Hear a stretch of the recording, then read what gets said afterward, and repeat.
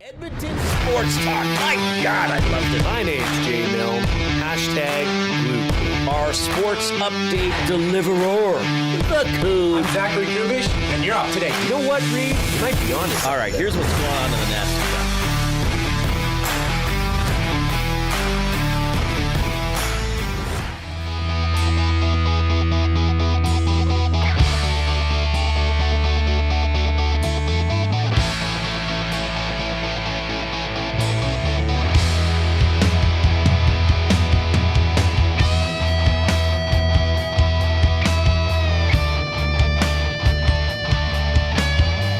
What is happening? This beautiful Monday, August 25th. Oh, coming to you live right here at EST. This is the Reid Wilkins Show with Jay Milne and guest co-host Tom Gazzola. How you doing, Tommy? The crowd goes wild. I'm doing great. It's fun to be here. Question for you off the top before we get into everything. Yes. Do you ever have a bad hair day? Oh, yeah. What's Definitely. a bad hair day look like for Tom? Like a disaster. Like a rodent died on top of my head. Really? Absolutely. It's on point today. Thank you. Or would you say on fleek? On fleek. On Is fleek. that what the kids say? Zach is like, yep. Thank you, first of all. There's Swedish hair cream in there. Okay. And kind of some sad news is I'm down to my last little bit of Swedish hair cream. Oh, no. And Chantal said that it has been discontinued. Oh, no. I know. So I have to get her to find something similar. Wow. She will. I mean, maybe she's- there's Finnish hair cream. It just doesn't have the same panache. No. You know what I'm saying? Well, I hear you. Coob, we got the Coobinator running the ones and twos today. He's spry. He's fly. How you doing, Coob? I'm doing great. Happy to be back producing this show here. I got a little bit annoyed with you earlier today, or Yeah. you and Reid on the Hangout, Right. because you guys went golfing and I got no invite. Right. Yeah, Yeah, and I'm just gonna put that out. I apologize. I didn't mean accept your to. apology. I didn't mean to keep you out. I wasn't at all. But it was just so. Reid and I went golfing today at the I Garrison. saw that. Our beautiful partner over there, Matt, at the Garrison Golf and Curling Club, and he, we had said that we were going to go out there for a while, and I'm like, Reid, we told Matt we're going to go, and it's getting near the end of summer. Like, we better get our what together and go. So we fired him off an email. Coob, it was just a slip. No, I accept the apology, and What if I took you another time? And we sure, hung out? I'm not opposed. Only 9 holes though. I'm not going 18. Especially with my game. So Well, that's aside. I don't play 18 holes unless I have to. Not my jam. yeah. Reminder, we are coming to you live from the banquet studio, where right now you can strike up some fun at the banquet bar, bowling, drinks, and a great time with friends. Get real, play hard at the banquet. I've done that. Yeah, have you? You've bowled there? Yes. Okay. I bowled there. I've spun the Price is Right wheel. I've dined there. Our friend Patrick Ketty. Yeah, he's here. Big here. Pat's here. Patty's a part of that establishment. Wonderful, man. Great guy. And sandwiched between the two levels of Ice House. Yeah, because you're there. You're at the banquet for the playoff run Ice House. or Ice House. Sorry, and they're all together, right? Like They are. They're like, yeah, it's all the same all company. same company, just But- different layers, Yeah. different levels. Different motif, Okay, right? you Vibe. excited to get the season going again? Um, I mean, it's happening. It's soon. happening.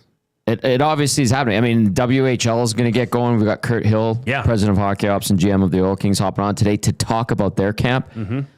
I was thinking this last week, Jay, when I was away. I was helping out at a hockey school. Like, I kept telling Belsey, because Belsey would ask about Hello Hockey next season. And I'm like, just can you wait a couple of weeks, Yeah. man? I'm not there yet Give it a mentally. break.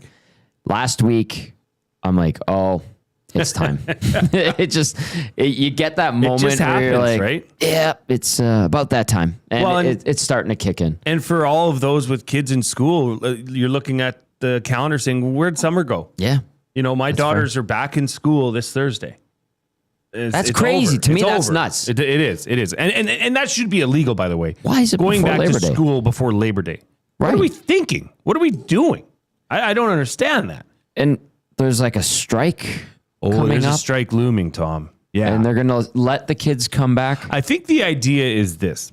From what I understand, the idea is to start school because even if because they're meeting today, teachers union and the government are meeting today and tomorrow, trying to figure this out. Okay. If the teachers decide they're going to strike, they need to give 72 hours of notice. That's Okay, what, so 3 that's days? 3 days. So Yeah. right now, I don't think I think they'd let the students get their stuff in the school, get all their back to school supplies there. And if that were to happen, hopefully not, Tom. Hopefully they can figure it out. Teachers deserve this. Teachers deserve a lot. They are guiding our children. They deal with a lot, man. They deal with a lot, and I think it's about time they got their fair share. But not to get too much off on a tangent, I think it might happen. And we've got a huge show for you guys today. Obviously, the Elks had a huge win on Friday against Ottawa. Now they got to turn the table and prep for those buggers from Calgary. NFL preseason ended. Yep. BC lost in the CFL, which is huge for the Elks. I was very surprised at that loss, actually. And a big announcement today. Very big announcement. A huge announcement. Nice to actually get it out there. We've been sitting on this for a while. It's been hard. I did not tell my parents because I kept it pretty tight. Because I said, look, I don't want you to slip up and tell somebody accidentally. I don't want to put this. I didn't tell anybody. I told my wife because it might affect us. Right. Because I do sales for EST, so part of Yes. this has been building that show. Yes. But yeah, it's finally nice to be able to talk about it. The morning show, the Nielsen show with Lieutenant Eric, is going to be going on FM radio. Simulcast on FM radio starting Wednesday, September 3rd. Correct. Because Dusty takes a Tuesday off, a beloved tradition of his to walk his kids to school. Yes. On the first day of school. That's I love right. that. We delayed the launch of EST for him to take his kids to school. Yeah. Well, priorities, man. Priorities. I respect that. We got Justin Rankin coming up here at 3:40. He's going to be our weekly connection for Connect Belts. As Tom mentioned, we have Kirt Hill, Oil Kings president of hockey operations and GM. And then we got Josh Alper from the Pro Football Talk. We're just going to talk about the end of preseason, who to watch for in this upcoming season, what's going on with Micah Parsons. I mean, this story gets sillier and sillier. What did you think of the nachos coming into the stadium? And then he gives the camera the call me thing. And then he sits. I know they made a bigger deal out of him sitting down on the medical table. Yeah, than it closing his really eyes. was. Yeah. But Jerry Jones has had harsh words from him.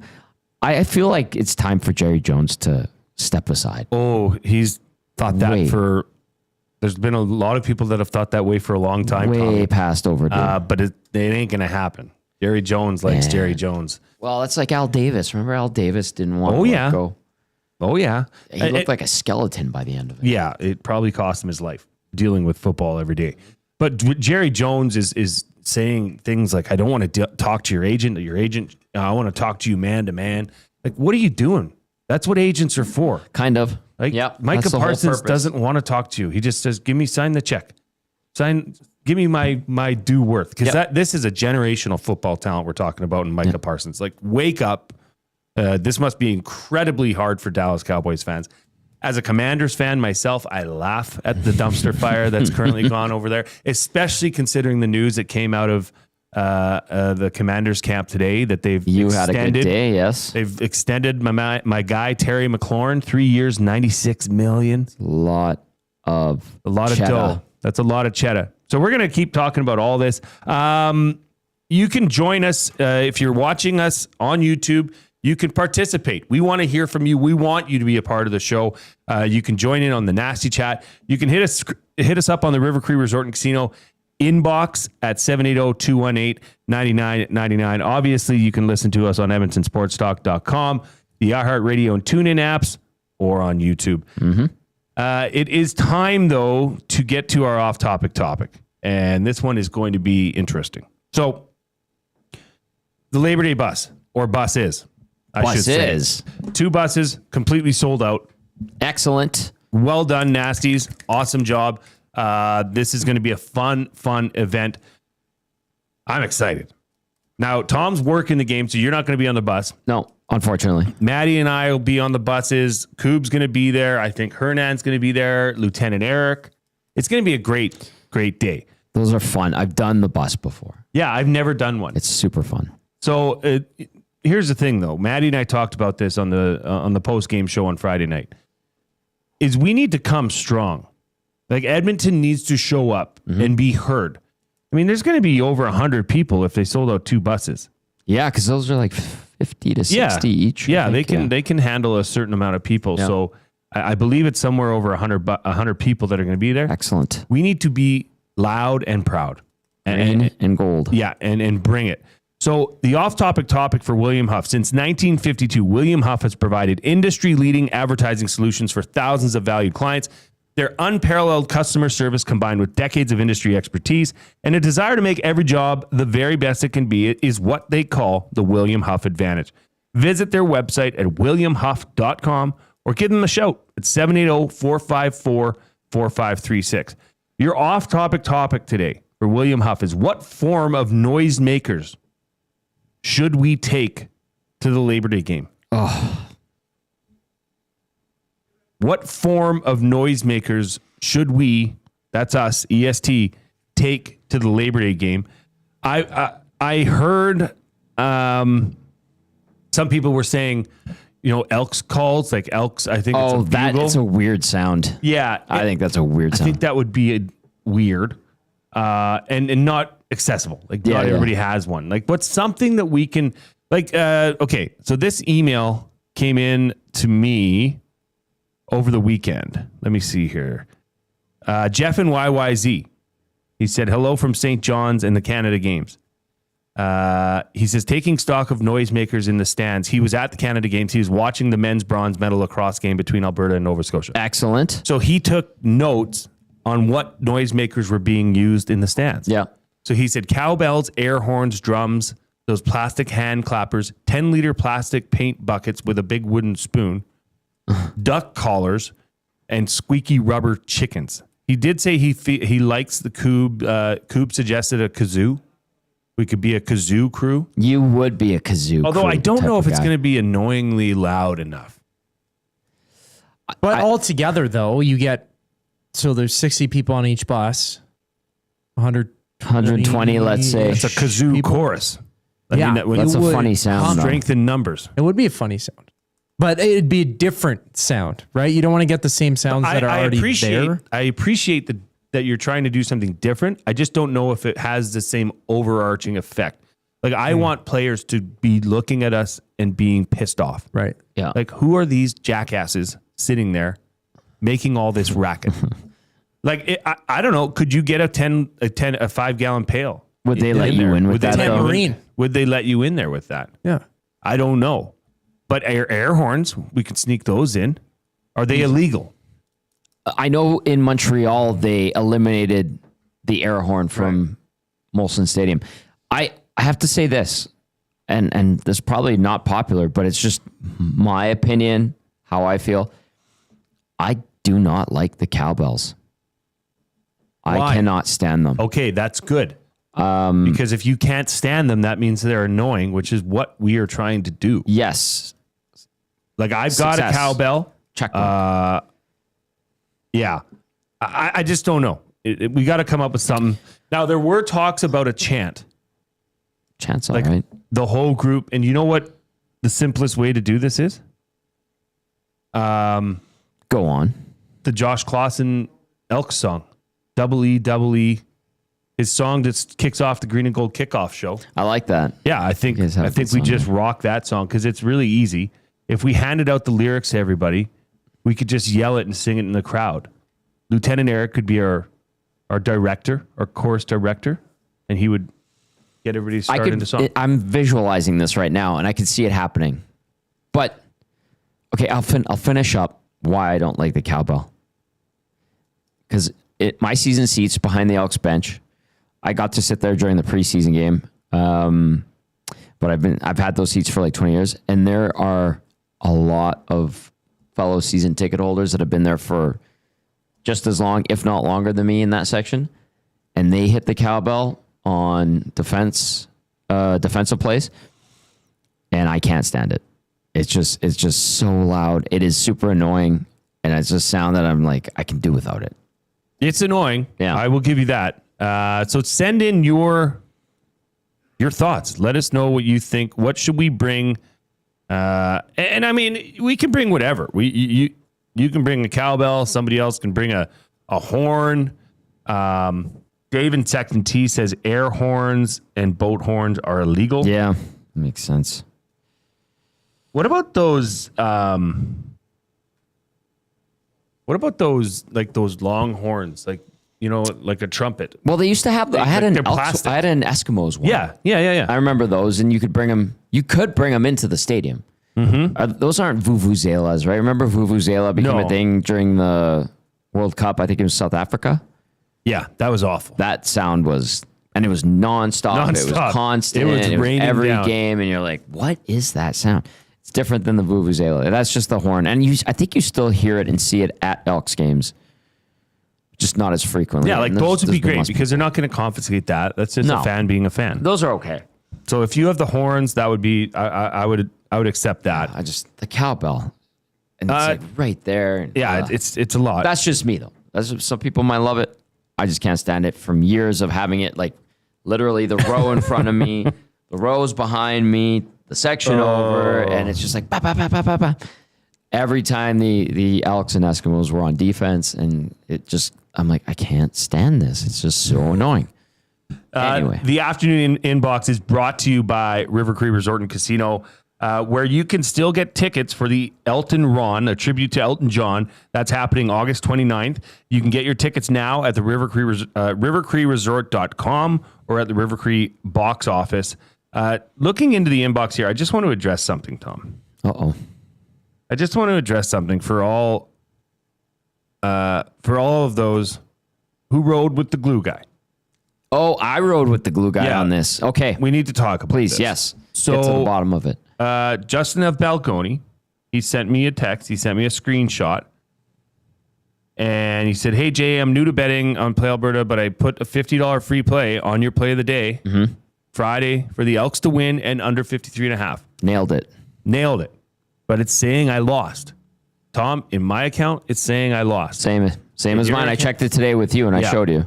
So I just want everybody to know that's riding with that. I've been in touch with Play Alberta. So it's a little bit of it's not loops to jump to, but it's a little bit of a process. But it's happening. You're all going to get paid out for that bet because it was a winner. It was. So legit. One thing, I don't know why it happened, but you know what I can tell you is that they take this seriously. Because I have had people messaging me, direct messaging me saying, "Hey, what's going on?" And I don't blame you. I'd be a little choked too. But they're fixing it. Nice. They're going to take care of it, and everybody will get their pay. That was a nice hit there, Justin, the $50 free bet on that. That's smart. Good start. That's good. Poop Stain says, "Please, Karen, no cowbell." I love that handle. Poop Stains? Yeah. It's terrible, but hilarious at the same time. Adam in Quebec City says, "Best noisemaker, period, is one's voice. I have to say I would be in the supporters group for FC Edmonton games, and I would leave after 90 minutes with nothing left in my voice. I would lubricate with a couple of beers, but no voice after the 90s. That's a lot of That's yelling. True. That's a good point. I mean, there is something to be said about just screaming and yelling as loud as you can. Over under on somebody getting kicked out of that game, Tom. Player or fan? EST Labor Day busser. Oh, hopefully none, just for the sake of every. And I've been on Labor Day buses, like I said before, and nobody has gotten kicked out. There haven't been fights, which is a minor miracle. But in those Labor Day games I went to, the Eskimos lost every single one of them. I think it was like 7 straight years I went. Last year, the Elks won. This year, Stamps are damn good, man. That win against Saskatchewan, I'm just like... Yeah, they made Saskatchewan look pretty... meh. That Labor Day game is going to be tough. Well, I've got something to say about this upcoming game because I am confident with this team. I feel like they can go and they could challenge Calgary. Like Calgary's not unbeatable, okay? And Edmonton just needs to do some things that'll get them there. We're going to get to that right after the break. We're going to have Fired Up per Gemco Fireplaces. Then Elks running back Justin Rankin, the rank man, he's going to be joining us at 3:42. A reminder that Edmonton Sports Talk is presented by Play Alberta. They are your home for online gaming excitement, featuring casino games, live dealer action, lottery instants, and sports betting. Now, with the new Play Alberta app, You could take the fun with you anywhere. Download the app or sign up today at playalberta.ca. That's coming up right after the break. You are listening to the Reid Wilkins Show with Jay Milne and guest co-host Tommy Gazzola right here on Edmonton Sports Talk.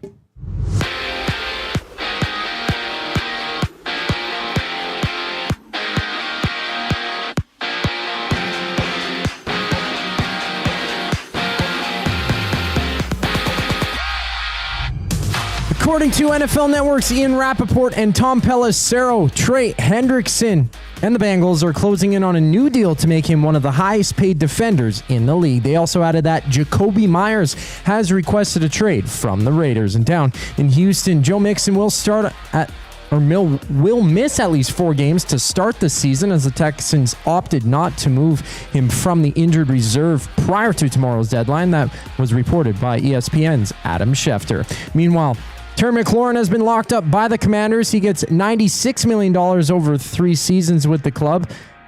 Elsewhere, the Jays welcome back Vladimir Guerrero Jr. from a 5-game hiatus to take on the Twins in their series opener. Guerrero Jr. sat out with hamstring tightness. In the game tonight, Toronto's Max Scherzer gets a start. Action gets going at 5:07.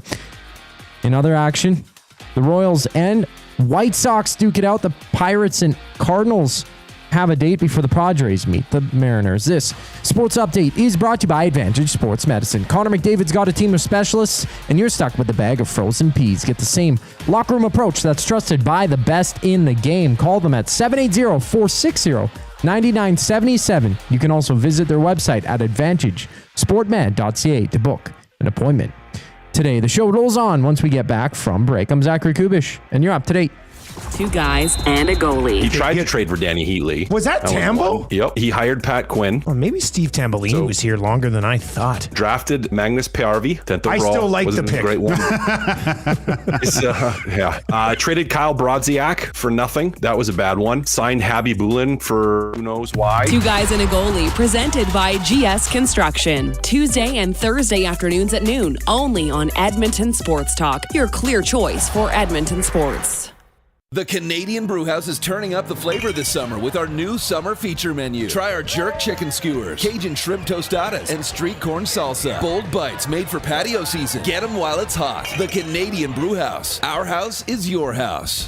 GCL Diesel has been serving oil country since 1972. From diesel cars to SUVs to pickups. From farm tractors to school buses to a big rig. From diesel generators to forklifts, GCL can test, troubleshoot, and repair all diesel fuel system components. Whether it's injectors, pumps, turbos, filters, or additive, GCL has the parts you need to keep your diesel running the way it should. For genuine diesel parts at wholesale prices, visit GCL Diesel in the West End or online at gcldiesel.com. GCL Diesel. Diesel understood. The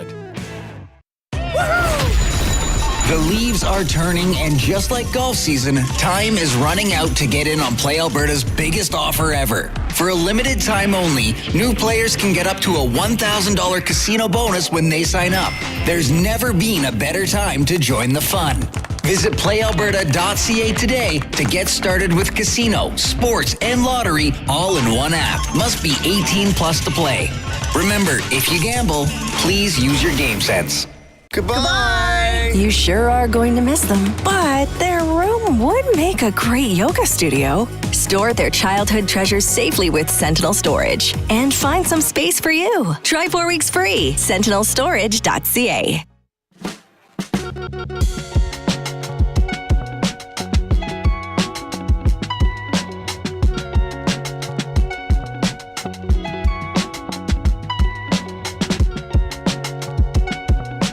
Welcome back to the Reid Wilkins Show with Jay Milne and guest co-host Tom Gazzola. Reid is off this week. He will be back after Labor Day. Tommy's in the big chair with me every day this week except Thursday. Yes. Because you are taking part in the Damon Bunting Charity Golf Classic. You know it. Out at Broadmoor and Sherwood Park. Matthew Awanek will join me that day, and we are going to be live on location from Damon's patio.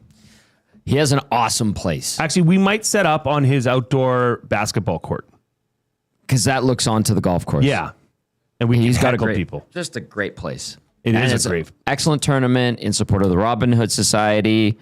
The food's good. The partnerships are fantastic. The golf is fun. It's not great golf. Sometimes we're all a bunch of hackers out there. There's some good players out there, but all in all, it's a great tournament. Damon does it like top notch through and through. So to be on location for that is going to be awesome. Yeah, I'm looking forward to that. That's always been a good tournament. So good on you for being there and helping out. Just a little update on Jay's play of the day from last week that didn't cash.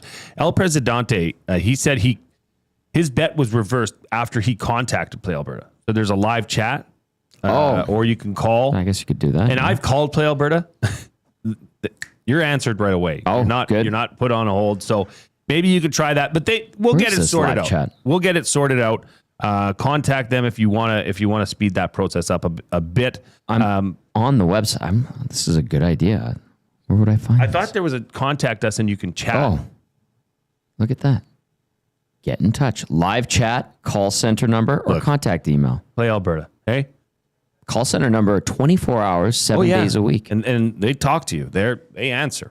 So, yeah, maybe you could do that if you wanted to get those funds into your account sooner than later. But it will happen. That is a winning bet, so fear not. If you rode with Glue Guy last August 20th, that bet will come through. It is time to get fired up for Gemco Fireplaces, who have been proudly serving Edmonton and area for 45 years and are the authorized dealer for Napoleon fireplaces. Whether it's gas or wood burning, look no further than Canadian-made Napoleon fireplaces. All the Napoleon products you need are available at Gemco, 9281 50th Street. I'm fired up because, well, the Elks won. Okay. Oh, Tom. Look out. Sorry. It's all right. Pulling the mic over this way. And a reminder, Coob, if you have the click, click, click song, I should have done this earlier, but we're going to go, there's a lot of people watching. Let's get those thumbs activated early.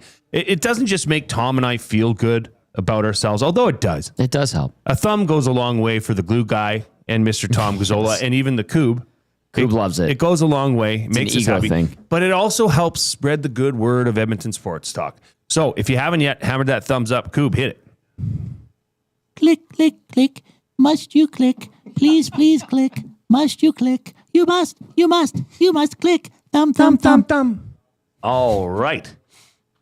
Let's see here. What do we got in the River Cree Resort and Casino inbox? Rob from the Groves says you can make posters that say Tommy rules that we could turn into paper megaphones. So we could get him in the stadium that way. Yes. And go from there. Well said. Thank you, Rob from the Grove. Okay, Chris Purper in the River Cree Resort and Casino inbox says, Jay, I got an Athlete of the Week update on Jamie Landry. Jamie Landry was featured on the Pass the Pantry Athlete of the Week. Yes. Several weeks ago. She finished 5th this weekend in BMX Nationals. So awesome. Round of clicks for you, Jamie. That's fantastic. Good job. I know her dad was texting me on the weekend, said, hey, she's in the running. Like she could. Awesome. So good for her for doing that and BMXing. There's I think I saw it on the news, BMX park being built in the Blatchford area, I think. Oh, is there? I think so, if I'm not mistaken. I know there's one out in St. Albert. I know there's one down by the Velodrome in Argyle. They got a nice little BMX track there. Coob? Oh, I was thinking BMX track. It's not the same as a skate park, though.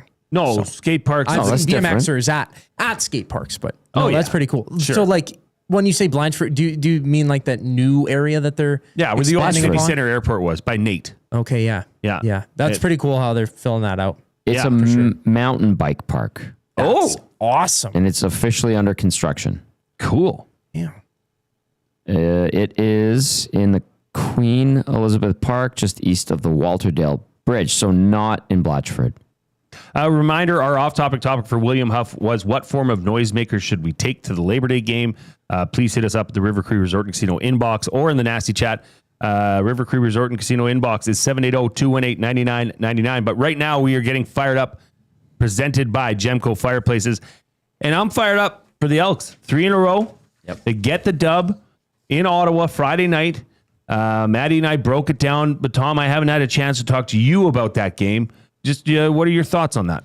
I like how they took control of the game early, put up points, took the points when they were there, didn't get too cute, built up a lead. I know it got close in the fourth quarter. And maybe there's a little bit of doubt in the fourth quarter, but they hung on. And they didn't stop. They didn't let their foot off the gas. In general, I like that they put the ball on the ground. Mm-hmm. I like that they got the special teams touchdown, which you actually called. I wanted that as part of Jay's Yeah. play of the day, but they don't do odds on special teams touchdowns. That would have been a juicy awesome. one. Yeah. No, I thought it was the third quarter was an issue. Sure. It has been an issue for this team. I'm going to ask Justin Rankin this exact question: is you've scored 30 points through 10 games, 30 points in the third quarter, Tom. That's an That's average not of enough. 3 per game. That's slow not out of enough. the gate at halftime. But it's a problem. It's a pattern. How can they address it, and how can they what do they need to change that? Because that's a problem. Mm-hmm. Now their fourth quarter though, however, is the highest scoring quarter for this team. So they finish out games strong. Look, at halftime when or just coming out of half, Ottawa gets the ball. Yep. 8-play drive, touchdown, boom, 27-14. Were you at that, or 2014? Were you at that point thinking, okay, here we go again? A little bit. Yeah. But I hope, given how the team has been playing better, getting the results, winning different types of games, Yeah. I had faith in them hanging on or responding properly. Yeah.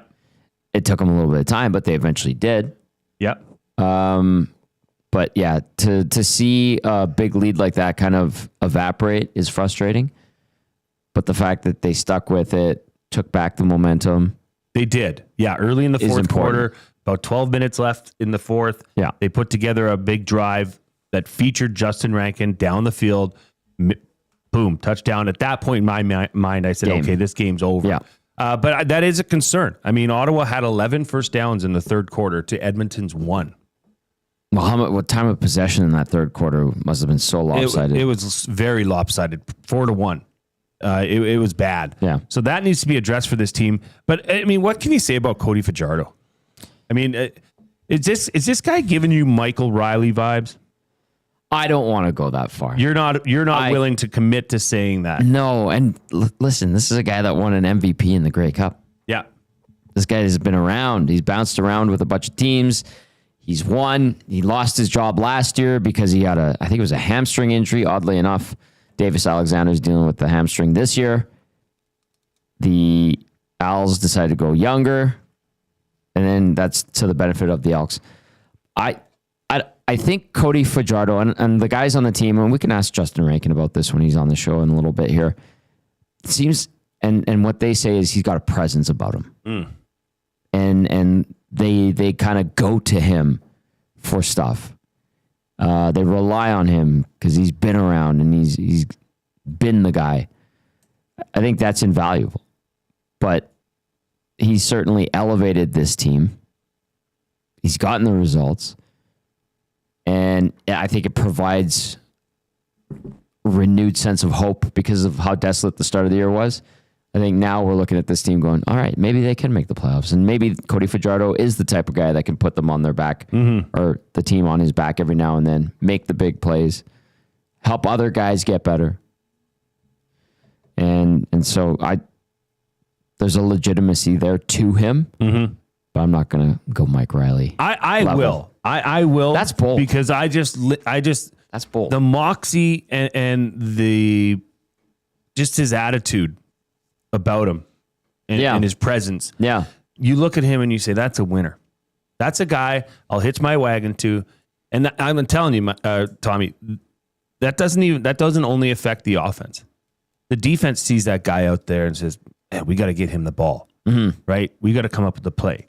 At a time in the game when a different version of this Edmonton team would have, collapsed like a cheap tent, they didn't. They held it together and they actually took care of business late in the game. Can I ask you some stuff about the defense right now?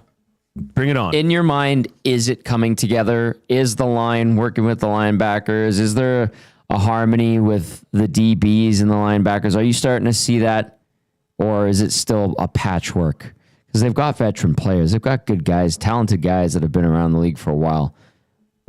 On the line, at the linebacking position, and with their DBs. Mechie's back. Obviously, Ford's, they don't throw to his side a lot, but he had the pick six a couple weeks ago. Like, Is there harmony starting to develop? 100%. Okay. 100%. And now, because early in the season, the question was, well, geez, what the heck? Well, they got burnt on big plays, little plays, up the middle, through spent a lot of money on this defense. Yeah, and I'm thankful to now be able to say, okay, no, they didn't forget how to play football. Right. You got to remember that this is a brand new defensive coordinator. There's a brand new defensive line coach. This is a brand new defensive backs coach. Mm-hmm. Players aside, it takes time for those three to get on the same page. Okay. And Mark Killen was on our show last week, and he said that, the coaches are now getting to know how to utilize their players best. I see. How to put them in the best winning situations. And I mean, early in the year, they kept getting beat deep, right? And they were blitzing a lot. Yep. And it just wasn't working. So now you see a lot more what's called stunts on the defensive front. That's where an outside player will crash in towards the center, and then Jake Seresna will loop around. Right. They're doing that on different both sides of the line, one at a time. Like, they're confusing the offensive line. Okay. Right. Did you notice that Ottawa, because Edmonton was eating their food early in the game, right? They didn't know what to do. So then Ottawa went to this delay style, where the receivers run towards the line like they're going to snap the ball. Yep. And Edmonton adjusts, and it shows you what defense they're in. So it gives Dustin Crum. Obviously, he wasn't able to get a read on their defense. I didn't have a lot of faith in Dustin Crum. I'll tell you what, he didn't play terrible. No, but it didn't. He didn't do the things that you need to do to win, though. Right. Right. A la McLeod Bethel Thompson last year. That was him. Yeah, he can put up great numbers, but can he lead you down the field in a game-winning drive situation? Right? No. Yeah. So, but I mean, look, last week they had on Friday in Ottawa, they had 3 sacks. They had 3 tackles for loss. I mean, they've doubled their output on the whole season in one game. So yeah, that's telling me that things are starting to come together. That defense is starting to gel. And look, they're without their best defensive player. Yeah. Nick Anderson is their best top player. They're without him for the last 3 weeks. And I don't think the defense has skipped a beat. If not, to say that I think the defense has gotten better throughout that term. I was going to follow up with, how do you think the Blanco is developing? And you put Anderson ahead of Niles Morgan? Because Morgan's the captain of the D. Yeah. Or the linebackers for sure. Niles Morgan is a classic middle linebacker. Yeah. But Nick Anderson has the mobility of a safety and the run stopping capability of a defensive tackle. Like, he's a special player. Yeah. He can move side to side. And Joel DeBlanco, you'll see, is getting better at that. Getting better of adjusting to his duties when they're in a passing scheme. Mm-hmm. Not so much was said about that against Bo Levi Mitchell, who made him look a little silly at times. Yeah. But he's getting better. And I just feel like, that defense is definitely coming together. Kelvin Van Daslaar, if he's healthy, this team has a shot at the P word. What's the P word? Playoffs. Okay. Yeah, there you go. He also says Riley had a better team. Cody is taking the team and decades of darkness. So obviously Kelvin believes in Cody Fajardo as well. I'm not knocking Cody Fajardo. It's just, I think we hold, and myself included, Mike Riley at a certain plateau pretty high up.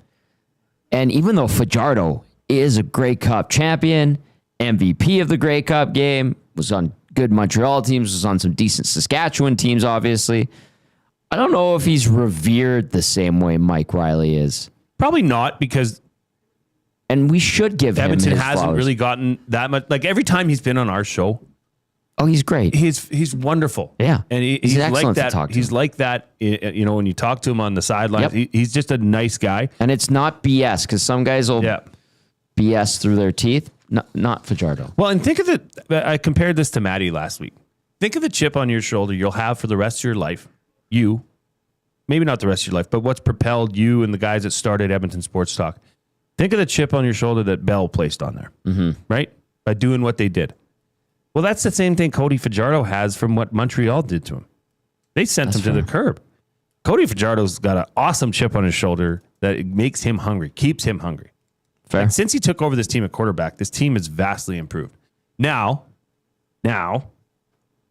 Labor Day, right? Calgary's the big bad wolf in the CFL West Division. I mean, they just took the season series over Saskatchewan I mean, Calgary, I think, is the number one team in the CFL. But they've lost to Ottawa a couple of times. Yeah, they have. One was a weather game, and one was with PJ Walker, who shouldn't play football for the Bears. There, I said it. He's terrible. But here's the thing. I think this Edmonton team, kind of like the Oilers have done in recent years, and you'll get this reference when I... Okay.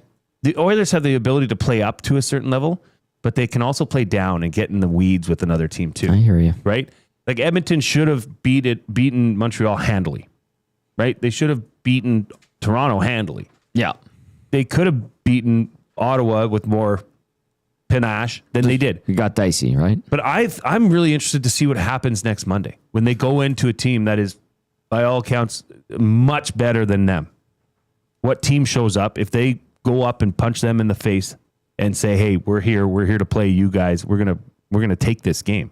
That'd be a hell of a Monday, I'll tell you what. Well, it would be, and I think they have that. I think they have that mindset.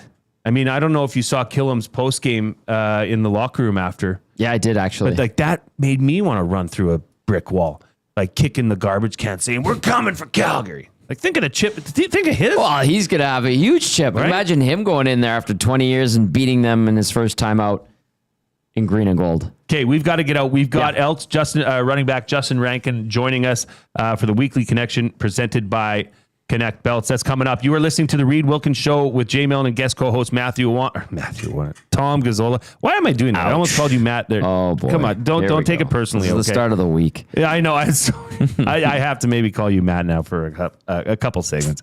Anyway, you're listening to Edmonton Sports Talk. Your clear choice for Edmonton sports.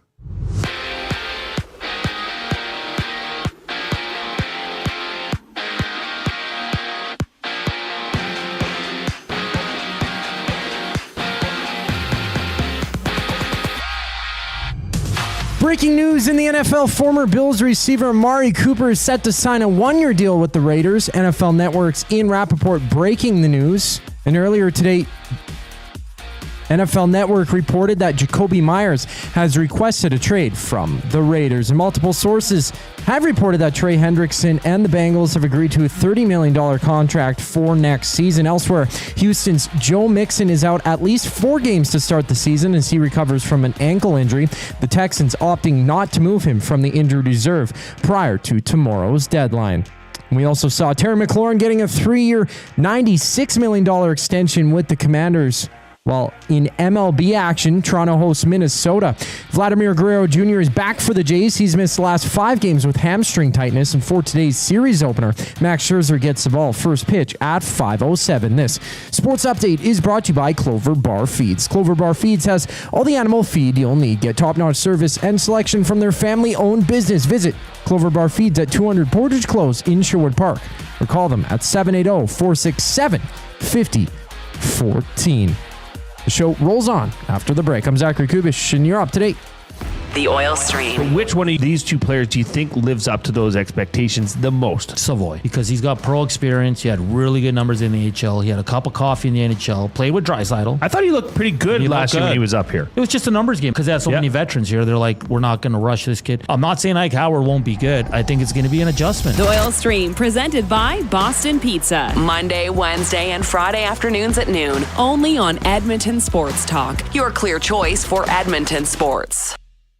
Gallo LLP is an Alberta-based accounting firm with expert chartered professional accountants in both our Edmonton and Sherwood Park accounting firms. Our experienced and innovative accountants provide financial advice that saves our clients money. Simply put, we help our clients protect their assets and grow their businesses. At Gallo LLP, they go beyond the numbers to ensure the continued success of your business. Reach out to Preet or John to discuss how they can help your business grow. Visit gallollp.ca today and see how they can help you take your business to the next level.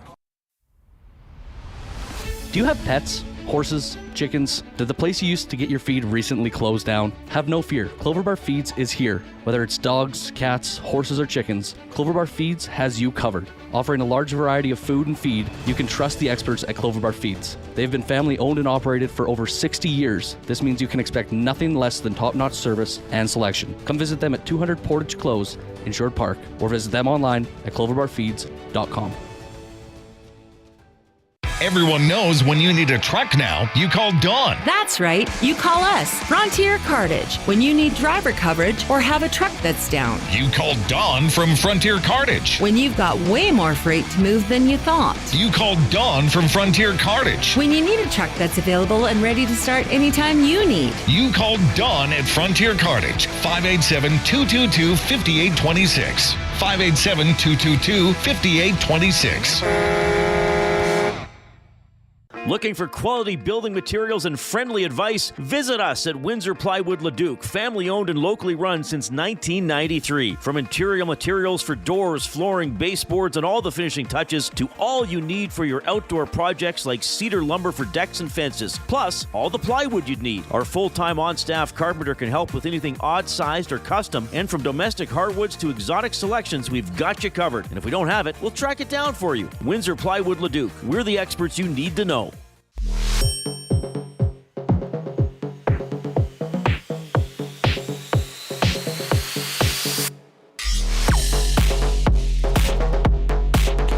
Welcome back to the Reid Wilkins Show with Jay Milne and guest co-host Tommy Gazzola. Oh, I was going to walk out on you. Yeah, you that would have been fine. A reminder that Edmonton Sports Talk is presented by Play Alberta. It's time to turn up the fun with the all-new Play Alberta app, your digital destination for casino, live dealers, lottery instants, and of course, sports betting. All right, I believe we've got our next guest ready on the line. This is Elks running back Justin Rankin, who's joining us for the weekly Connection. It's time to simplify your life with Connect belts. More than a good-looking belt, Connect offers a high-quality, no-holes belt. Whether you're on the course, in the office, or anywhere life takes you, Connect is the perfect fit belt you need to feel good. And with that, we welcome on Justin Rankin. Justin, how you doing? I'm amazing, man. How y'all doing today? Hey, we're doing just fine. So, what's your guys' practice schedule like? Because you played on Friday, you don't play till next Monday. So, what's the last few days looked like for you? Yeah, we got like a little mini bye week, so we got some off days, kind of letting guys recover. Get ready for the week. It's a big one, so I'm just making sure everybody's staying healthy, saving everybody's legs. What does Justin Rankin do on a mini bye week? Dude, just like rehab, treatment, making sure I'm staying, on top of all my stuff, doing all the extra work, watching film, and just spending time with the guys, being able to bond and, become closer with each other. Another big win Friday night out in Ottawa, a 3-game winning streak. How are the vibes on the plane ride home?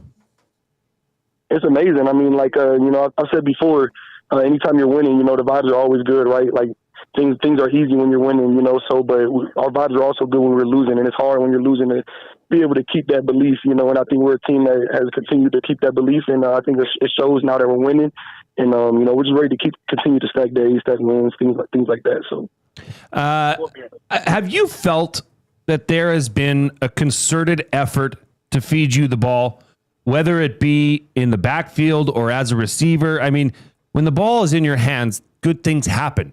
But have you, as spectators and people that follow the team, I've noticed that it seems like offensive coordinator Jordan McSimic says, well, the hell with this. We just need to find out ways to get number 5 the ball. Have you felt that as well? I think it's more so just a belief, that we're committed to winning, and whatever that takes, whether it's me, Leak, Cody, Dunbar, whoever has the ball in their hands, it's a commitment to winning. And, I think that's kind of where we're at. And the guys believe in me to be able to make plays, and, they work hard for me to be able to, do the things that I'm doing. So, I appreciate them and, love them for that. Justin Rankin joining us, Elks DB. Justin, you got Tom here. Okay, obviously big win. A lot to like about that win in Ottawa and the momentum you guys are building up. But I'll just ask you about Cody and what he has brought to the table. I know talking to you guys, talking to Mark Killam, they talk about his presence. What elements do people maybe not see that you could tell them about Cody Fajardo and how he's helped elevate this team? He's phenomenal. That's CF7, man. He's a true pros pro, a real vet.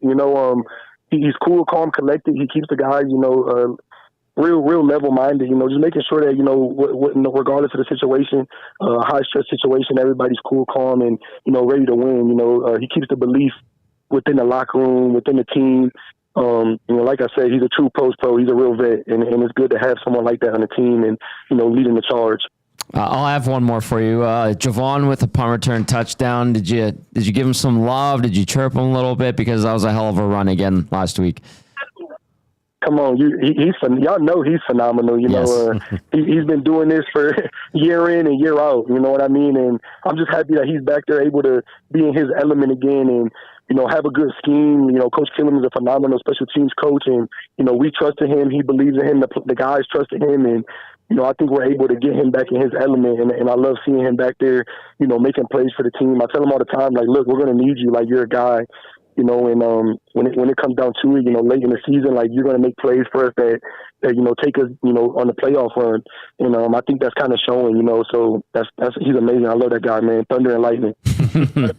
Elks running back Justin Rankin joining us here on the Reid Wilkins Show. I got a couple more here for you. I mean, through 10 games, the offense has put up a total of 30 points in the third quarter. It's your lowest scoring quarter, you know, including 0 points on Friday night. What do you think needs to be changed in order to be better in the third quarter? It's something that we've been, you know, real heavy on, emphasizing throughout, you know, each week is just coming out, starting fast, right? Like after halftime, everybody just coming in, staying locked in regardless of the score, and starting fast. You know, it's one thing to start fast in the first quarter. It's a whole other thing to start fast after 2 quarters of beat up body, you know, kind of going through it, making adjustments. And I'm coming back out that third quarter, you know, like it's the first, right? And I think that's one thing that we're focused on, right? Because we start fast in the first, you know, we finish strong. It's really that third quarter that's got us in. You know, that's one thing every week, every day that we're kind of focused on now. So, a spirited post game from your head coach Mark Killam. The team released a clip on YouTube. I feel bad for that garbage can, by the way. But what's it like to be in the room with that emotion and see that from your head coach, knowing that he's taking his guys, his team, his family down to Calgary where he last coached to go and hopefully wreck some stuff? I mean, what's that like in that locker room in that moment? It's amazing. You know, I said before, Coach Killam's a high energy guy. You know, I'm a high energy guy, and I love being around him. I love what he brings to the table. You know, what he brings to the team, and the mindset that he's, you know, instilling all the guys and the team and as a whole. And I mean, to go back to, you know, where he came from for years, to, you know, be able to go back there and bring him back to W. I mean, it makes us go a lot harder for him. I mean, we was already playing hard for him, but, you know, that's going to make us go a lot harder. You know, he's a great dude, great coach. One of the best coaches I've been around. So, heck yeah. You see the standings. I mean, you guys are now getting up to, you're in the conversation for making a run and to try to get to the postseason in the CFL. But it starts next Monday with a tough test against a very good Calgary Stampeder club. What do you and your teammates need to do to go down to Calgary and get that win? Just focus on the week. You know, we're not worried about, you know, the playoffs. I know that's, you know, further away, but just focus on the week, going 1-0. You know, that's the biggest thing, is focus on us. Like, all we have is all we need, making sure that, you know, we're doing all the right things that lead to winning. You know, if you do all the right things that lead to winning, you know, you win. So, you know, that's kind of the biggest thing, just making sure that we're believing in each other, believing in the fact that we can actually win games and, you know, win tough games against good teams. That's the biggest thing for us. I have to ask you one more. Our good friend Brian Cheeseman has been texting us. He's listening intently, as he always does. Are you putting Cheese to work this week? What's going on there?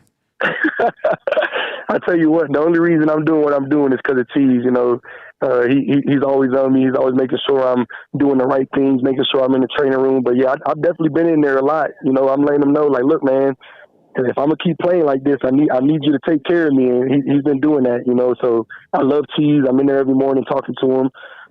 I beat him in the training room every morning, and you know he'll never beat me. So just let him know he'll never beat me into the facility. Let him know that. Challenge accepted, I believe. Yeah, he's an awesome. That's a head athletic therapist for the Elks. So good on him. Justin, this has been fantastic. Keep running, keep trucking people, keep doing the good things that you're doing, and we love watching it. So thank you for taking time out of your day. I know it's an off day. We appreciate you joining us here on the Reid Wilkins Show. For sure. Heck yeah, I appreciate y'all, man. Thank you. All right, that was Elks running back Justin Rankin, who is joining us for the Weekly Connection presented by Connect Belts. Get a Connect belt and support a 100% Canadian-owned company, owned and operated by U of A alumni. Scan the QR code on the side of the screen there if you want to take advantage of a special EST 20% discount. We had some visitors in here today. And, yeah, we did. It's Jersey Jerry, right? Jersey Jerry and Patty Ketty from Patty Brewhouse. Ketty. Jersey Jerry says, Jay, I need to talk to you about that Connect. one segment with Connect Belt. Yeah. And he's like, can I get that discount, that promo code? I'm like, dang right you can. So I sent it over to him. He's going to get some Connect belts. I've literally been wearing this Connect belt for 5 years, and it still looks brand new. They're good. It's a good product. I have the guys at Connect hooked us up here at EST. I love it. And if you don't understand the concept of it, it's like you can swap out the buckles. You can put different styles with different buckles when it comes to like the band and then the buckle. And it's like a ratchet style belt. Yeah, exactly. There's no holes. No holes. It's very simple. Even I can use it. Patty's like, does it work for big boys like me? Because Patty Ketty's a big boy. And it's like, yeah, Patty, it'll work for you Yeah, too. they got all the sizes. Yeah. That was a great interview with Justin Rankin. I love talking to him. I love his passion for the game. I love his story. I mean, came into camp last year, was released at the end of camp. They brought him in later in the season. And now he's, he ain't going anywhere. He's a star in this league, man. Yeah, he is. And I mean, the things he does he can't be tackled. It's hard to tackle that guy. And he's got great hands. He's traditionally a receiver. I mean, he's a complete package. It's funny because earlier in the year when things were getting going and we would talk to him and, people would say it's like rank the tank and he'd be like, I don't know if that's really me. He's like, I'm fast too. I'm pretty fast. Yeah. But you see him bulldoze guys over. Like the other day I'm rewatching the highlights from the game just to refresh my memory. And I'm like, he hits the holes pretty quick and he goes and he scampers, but he'll hit you while you're trying to hit him and he'll knock you over on his way to a first down or a big play or getting into the end zone. Like the guy is a truck. What do you think for this weekend though, Tom? Like or this upcoming home and home series, Labor Day on Monday and then the rematch on Friday. Yeah. Saturday. Sorry. I'm used to it being Friday. Well, it used to be Friday and they finally smartly moved it to Saturday. Do you think they have to split? Like minimum is a split here? If we're talking playoffs? Playoffs. Yeah, I think so. I think that's fair. Now, that's a tough task. Going into hostile territory, probably a sellout crowd. Hopefully it's hot.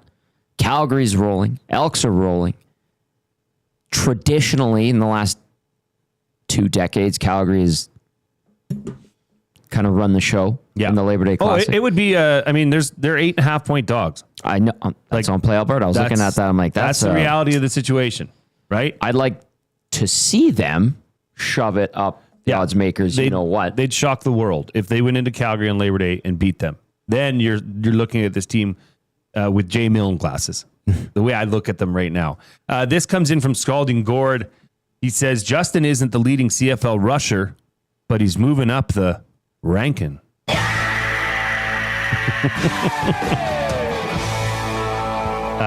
Poop Stains agrees.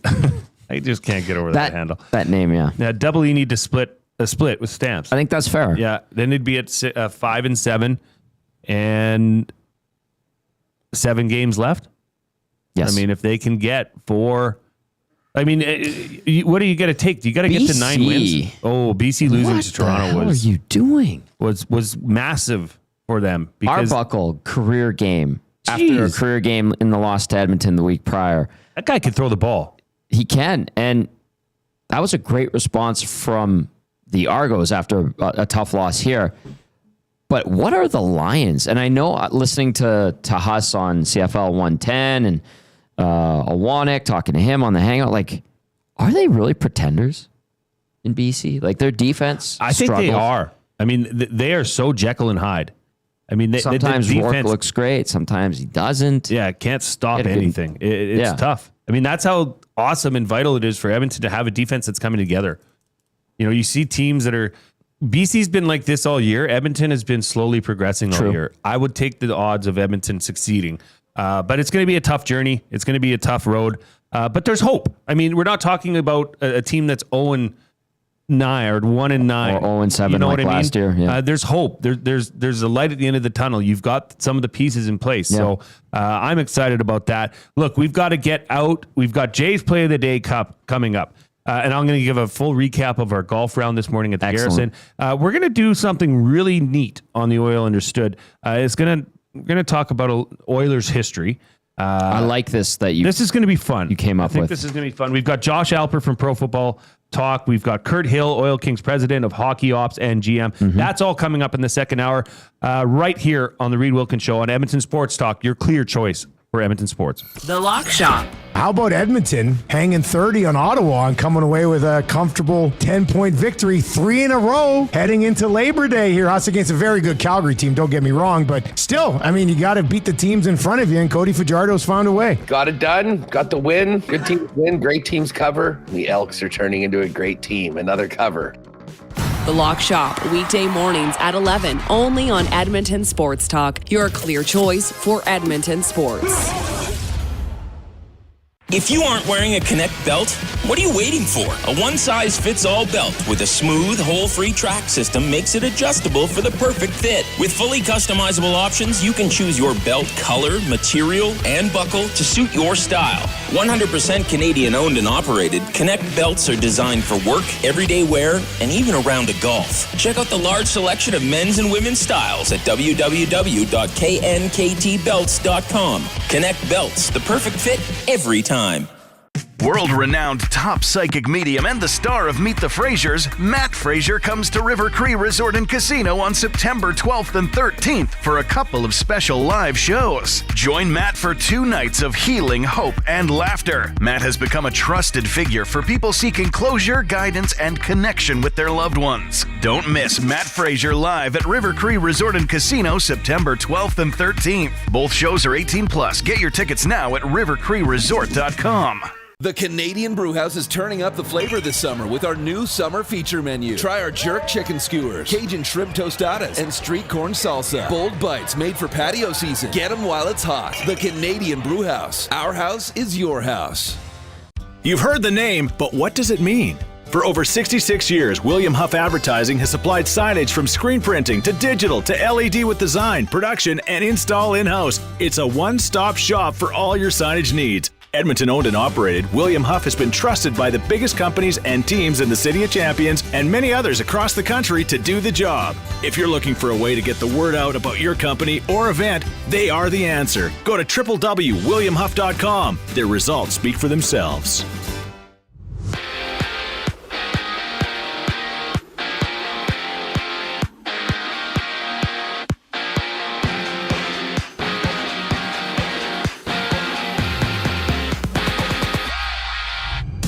NFL Network's Ian Rappaport announced that Amari Cooper is off to Vegas on a 1-year deal, adding that Jacoby Myers of the Raiders has requested a trade. Well, from Cincinnati, Trey Hendrickson and the Bengals have agreed to a 1-year, $30 million extension. ESPN's Adam Schefter breaking the news. And down south in Houston, Joe Mixon continues to recover from an ankle injury. He'll miss at least 4 games to start the season, with the Texans choosing not to remove him from the injured reserve before tomorrow's deadline. For the Commanders, Terry McLaurin has been locked up for 3 years. He'll get $96 million total. And out east, Vladimir Guerrero Jr. makes his return for the Jays. He's missed the last 5 games with hamstring tightness. They'll play the Twins for the first of 3 games. Max Scherzer to the bump at 5:07. And around the league, Boston's in action. They face Baltimore to open the night at 4:35. After that, the Brewers battle the D-backs, while the Rangers challenge the Angels. I'm Zachary Kubish. That was your sports update. The second hour of the Reid Wilkins Show starts right now.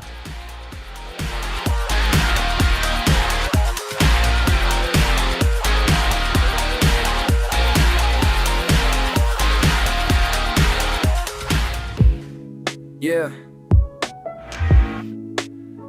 It's the glue guy.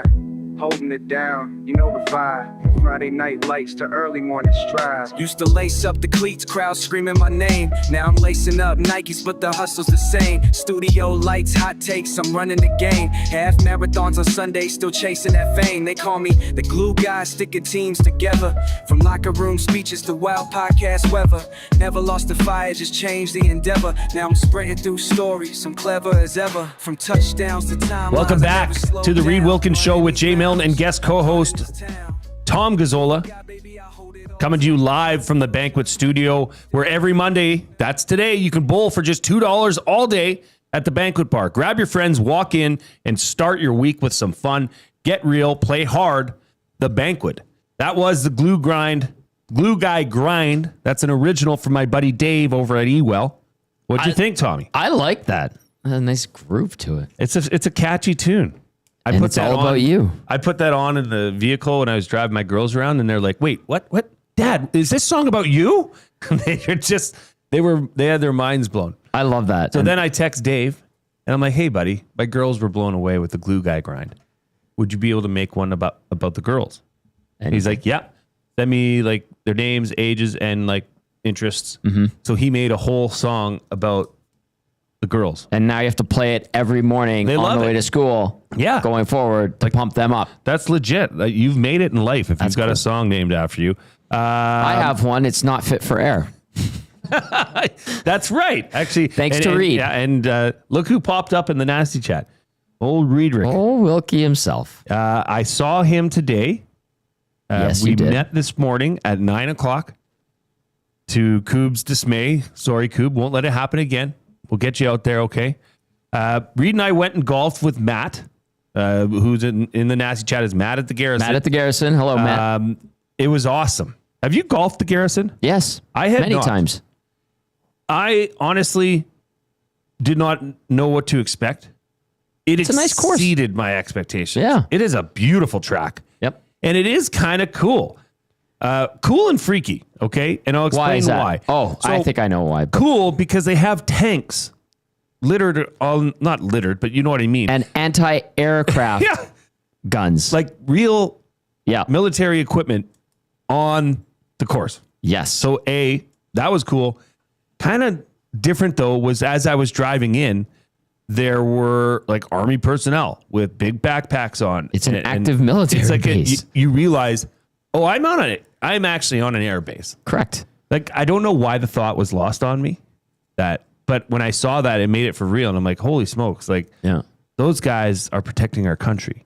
Those guys could be called into duty they're in duty, but you know, they could be called into any situation at any time. Yep.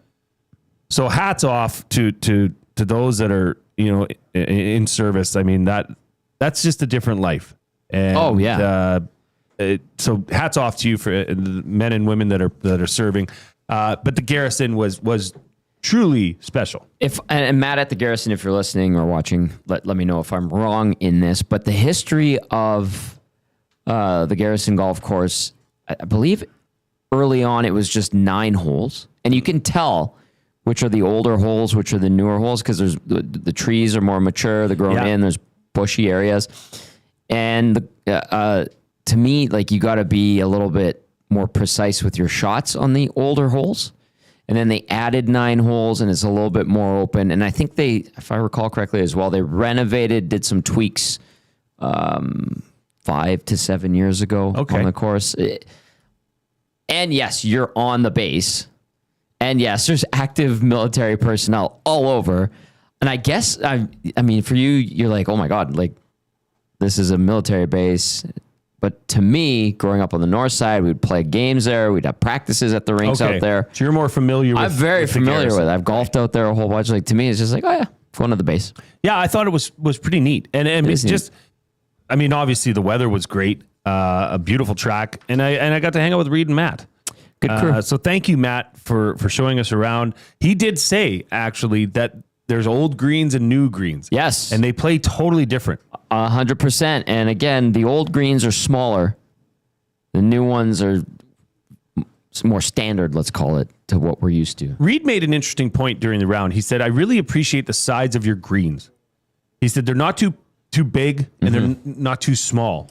And I was like the course is in excellent shape. We're lucky. A lot of our courses have had a lot of moisture and sun. I had to FaceTime the girls because I was standing in front of a tank. They're like, "Dad, where are you?" And I said, "Oh, I'm golfing with Reid and one of our main partners, picking up a new vehicle." And they said, "Dad, you have such a cool job." You do. I do have a cool job. Yeah. I get to hang out with Reid. I get to hang out with you. Get rap tunes made about you. Get songs made about. I mean, life's good. Life's good. Reid. So who do you think won between Reid and I? Reid can dial it in. And Reid's Reid a great golfer. Worked at his game. I would probably lean towards Reid because I don't know how much you golf. I've never golfed with you. I've golfed with Reid. This is my second round of the year. Yeah, but I was swinging it. I was swinging the stick today, man. Carefree. Yeah, sometimes that's the best. I had our fantasy football draft yesterday. Mm-hmm. So, I went to wrestling. You did. Yeah, we should talk about that. We can say, yeah. We can. So, I had a long day yesterday. So I wasn't sure if I was even going to be able to hit the ball. Right. I've been there. I did. I hit it quite well. My putting was atrocious. I had three putt twice, but I still managed to get a 43. That's not bad. Actually, that's a good 9. Yeah, that's a great 9. Not a boy, Jay. I think Reid was 46. So you beat him. I took it to him. And Matt, I would assume, was in the Matt's mid-30s. incredible. He's a pro. Yeah. I don't even know if he kept score. But he probably didn't. But he hasn't golfed. He hasn't golfed this year. What? Yeah, well, he's just so busy. He's got a young family, and I know. And the pros, I know they have to be good golfers, obviously, to be pros. But when you're the pro at a course, it doesn't mean hey, you're just the best player on the course. You got to manage the course. You got to deal with people, put out fires, sometimes figuratively, sometimes literally. Yeah. You got to work with the grounds crew. Well, and they have so much more going on there with the curling club, and that's right. And they're trying to promote their fall curling league. So if you and some friends want to get involved, check them out at EGM Golf on their social handles. But yeah, that was a incredible morning. Thank you for doing that. Thank you for setting that up, Matt, and thank you for joining me, Reid. That was great. Wilkie via the nasty chat. It was my third round counting EST Classic, Tom. You can just emphasize the Tom. You know that's how he would say it. I replied. I said, I am sorry, Reid. I was not aware. We are going to get to Jay's play of the day for Play Alberta. Why limit your choices when you can have it all? Play Alberta is your go-to app for casino games, sports betting, and lottery, all in one place. With easy access to real money games, you can enjoy everything Alberta has to offer right at your fingertips. Download Play Alberta now and start playing today. A reminder, the promo codes are deposit $5 or more and use the promo code YAG50. You get a $50 free sports bet like Justin of Balgoni did and hit it on Jay's Play of the Day. I mean, that's magical. Or if you want to deposit $20 or more and use the promo code EST Sports, you can also get another $50. So sign up for Play Alberta and follow us on our EST specials. But it's time for Jay's Play of the Day. It's Jay. It's Play. He's Jay. It's today. It's Jay's Play of the Day. It's Jay's Play of the Day. Jay's Play of the Day. All right, we're going to stick with the CFL. I like, sneaking around the CFL lines on a Monday because they come out and they come out hot. Mm-hmm.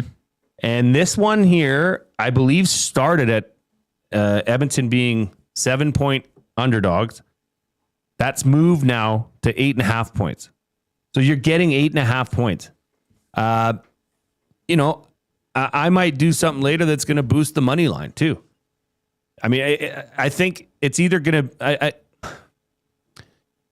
think it's going to be a close game. I think it's going to be a tight contest. You do? I do. I really have faith in this team. I think they have such positive momentum. I think their team emotionally has it together. They believe in each other. And that is a powerful thing to have happen in a locker room. Agreed. And look, who's all the pressure on in this game? Calgary. 100%. 100% the pressure's on Calgary. They can't lose to lowly Edmonton. How dare you? But I got news for you. It's Labor Day. That's a different game. Mm-hmm. You got first-year head coach Mark Killam returning to his former stomping grounds. You don't think he wants to make a statement?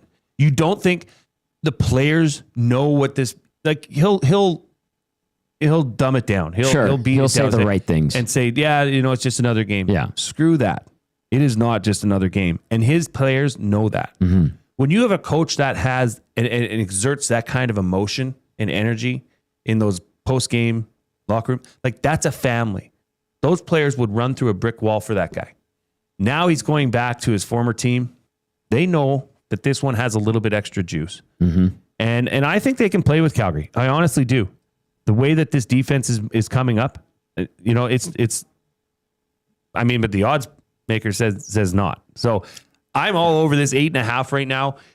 So Elks plus 8.5, that's at playalberta.ca. It was minus 114.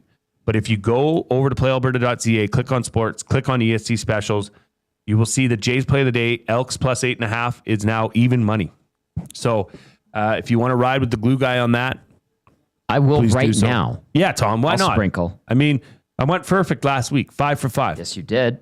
Right? So good things are happening. The glue guy's feeling it. And I think they can go down to Calgary and play a tough game and possibly come out as the victors. That's Jay's play of the day over at playalberta.ca. Let's see here. I'm sprinkling right now. Are you? Yes.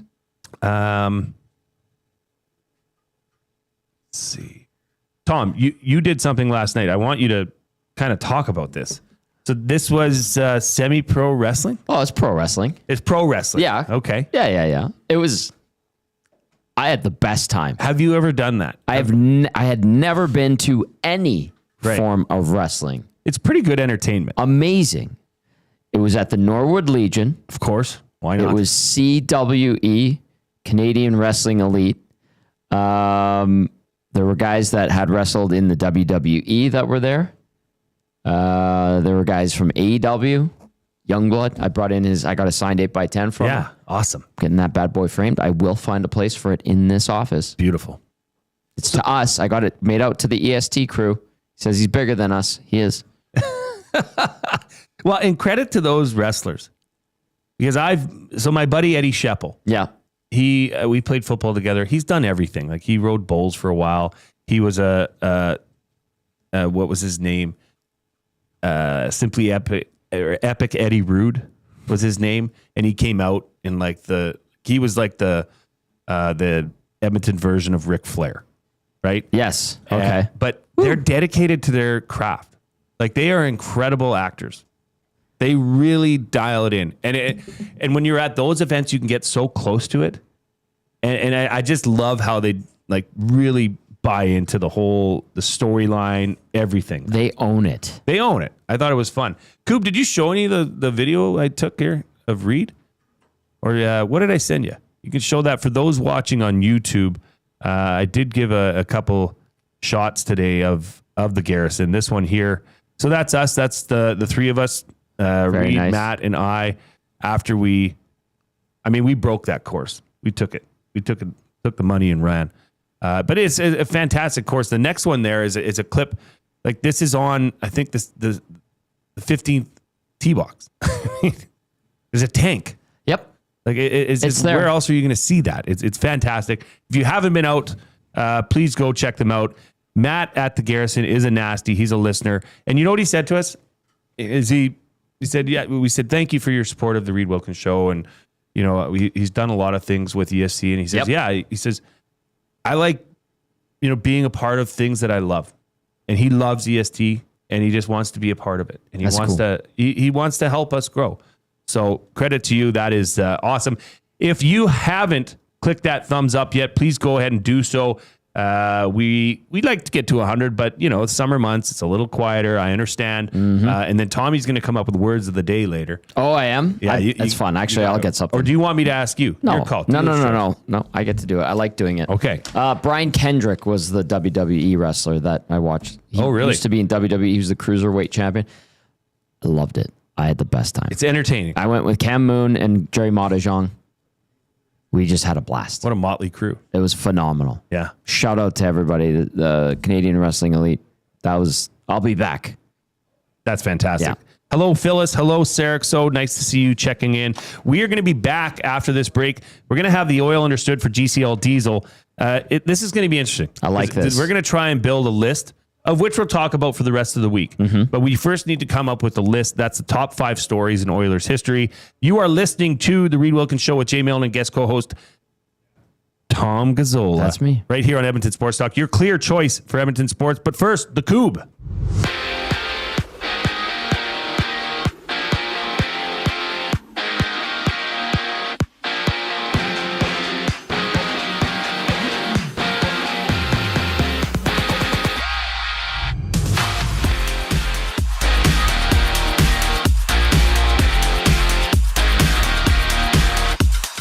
NFL Network's Ian Rappaport has announced Amari Cooper is off to Vegas on a 1-year deal, adding that Jacoby Myers of the Raiders has requested a trade. While from Cincinnati, Trey Hendrickson and the Bengals have agreed to a 1-year $30 million extension. ESPN's Adam Schefter breaking the news. And down in Houston, Joe Mixon continues to recover from ankle injury.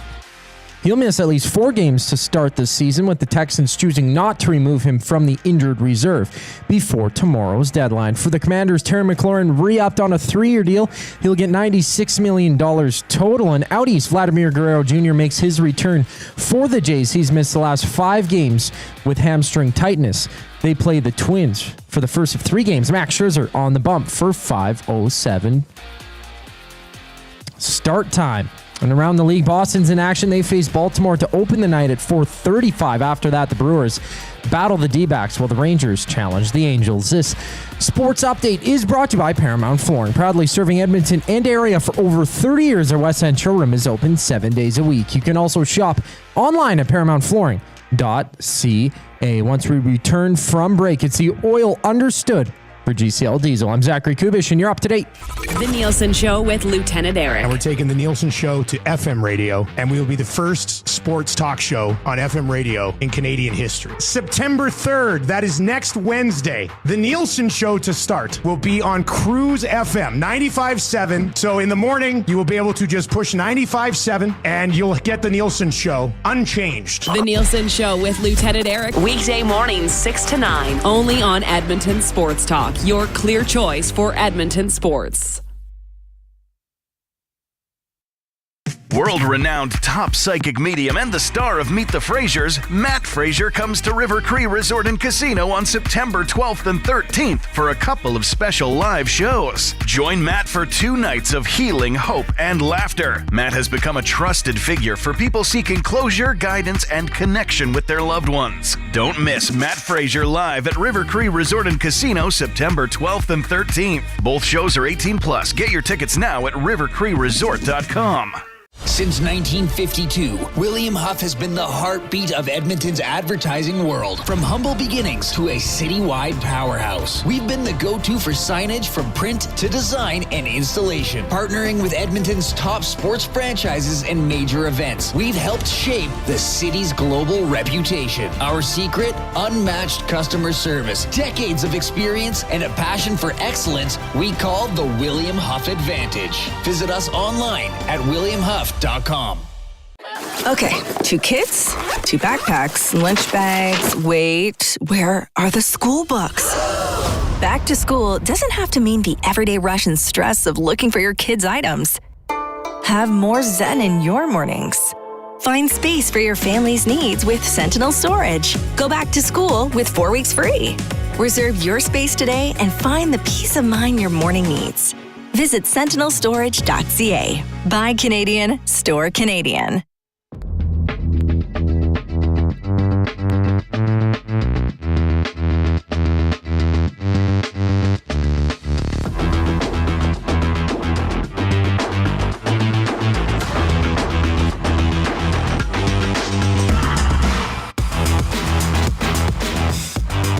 Welcome back to the Reid Wilkins Show with Jay Milne and guest co-host Tom Gazzola right here on Edmonton Sports Talk.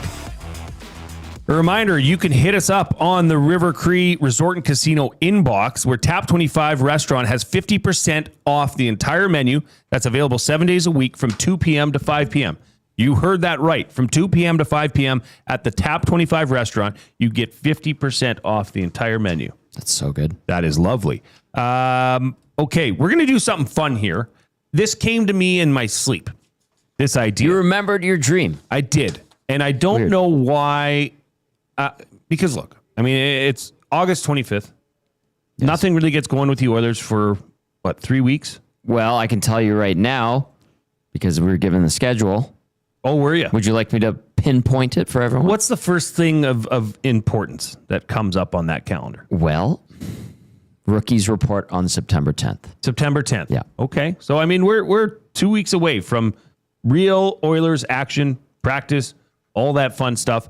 But for today, we're going to dive into a fun little, I don't know if this will be a debate or what, but this is going to be the Oil Understood for GCL Diesel. It is brought to you by GCL Diesel, providers of the best diesel engine components around, from turbochargers to injectors, fuel pumps to sensors. They are the critical engine component experts, proud to serve Edmonton and Northern Alberta area for over 50 years. And now a partner of Edmonton Sports Talk and the Reid Wilkins Show. GCL Diesel.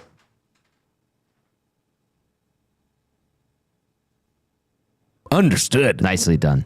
Okay, this came to me, like I said, in a dream. Okay. What are the top 5 stories in Oilers history? I love this. The top 5 stories in Oilers history. We're going to put together a bona fide list, 1 through 5, and one has higher ranking. One is the biggest story in the Oilers history. Okay? Yeah. And then for the rest of the week, we're going to pick 1 or 2 of these a day and talk about it. But I can give my 5, right? Yeah, and I think your 5's pretty close. But this is obviously, we need audience participation. Yes. So chime in at the River Cree Resort and Casino inbox at 780-218-9999 or hit us up in the nasty chat. This is also very subjective. And different moments in franchise history mean different things to fans. And it could be generational. It could be personal, like things that you saw firsthand. That's why I love this discussion, because I came up with 5 things like right away. Yeah. I think there's a bona fide 1-1. See, I don't even know if there is a bona fide number. No? Like, you're not throwing Gretzky trade as It's number in there. as 1-1? Would it be winning the first Stanley Cup? That's in there too. Can I give my list? You give your list. No Weighted particular ranking. order? Nope. No, I want it. I Or want you your want list it in order. Okay, well. All right. I didn't do it in order when we were talking about this pre-show. Smith TM14 says, not traded, sold.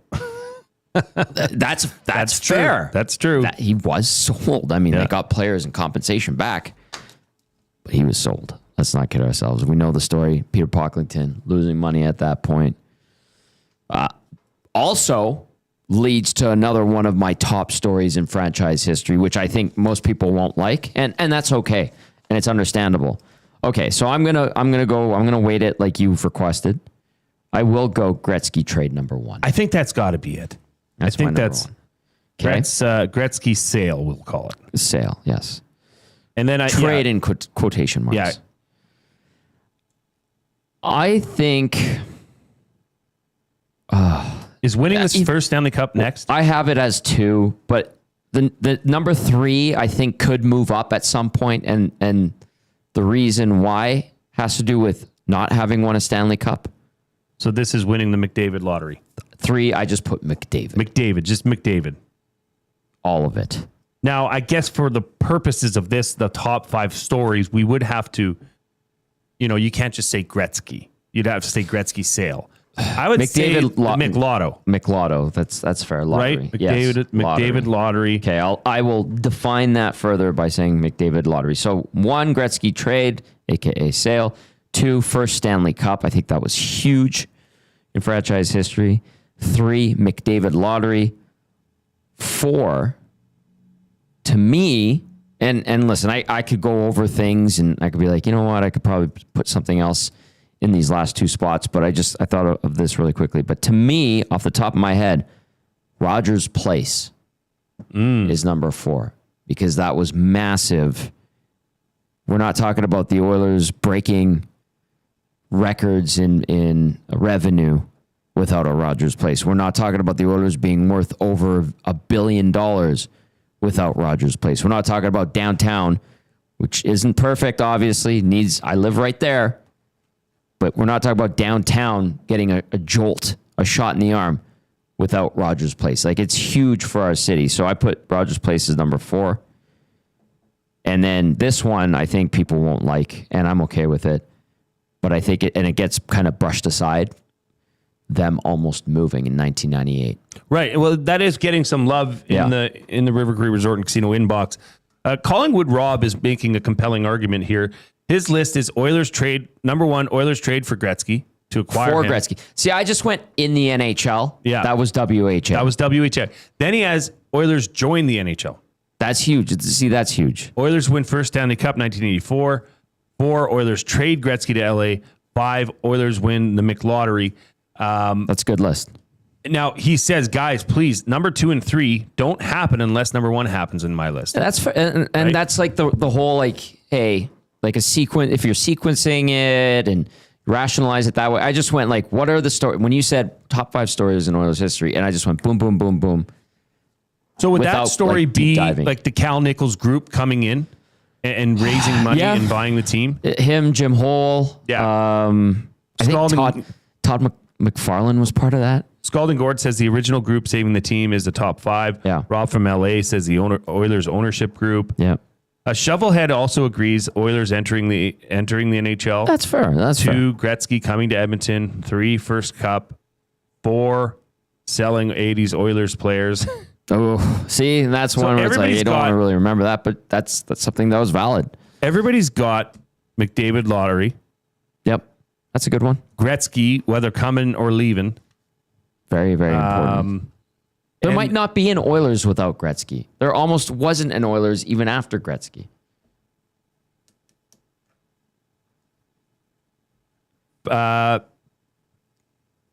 Friedel says the Peter Pocklington / birth of the Oilers franchise story is one of the greatest sports stories in sports history. I don't see how that isn't number 1 with all of its craziness. Well, there was a lot of crazy with Peter Pocklington.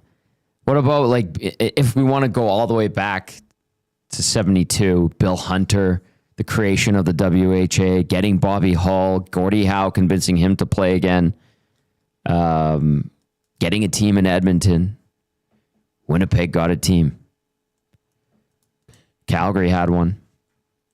There's so many things. If you really think about the history of the franchise, like, it's unreal. It's the only remaining WHA team in its original city. I know Jets 2.0 exists.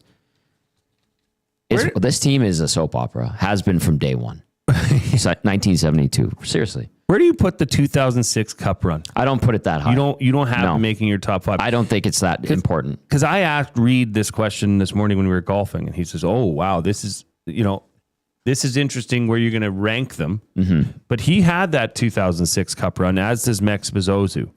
I just don't know when you're looking, if you have to choose 5 things.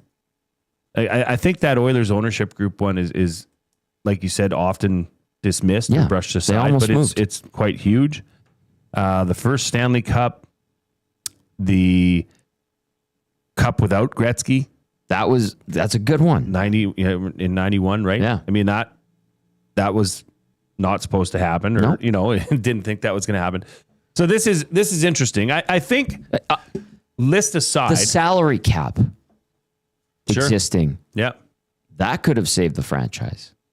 True. Revenue sharing. I don't know, the Oilers pay into revenue sharing, but like it is. That's why I love your idea for this. Mm-hmm.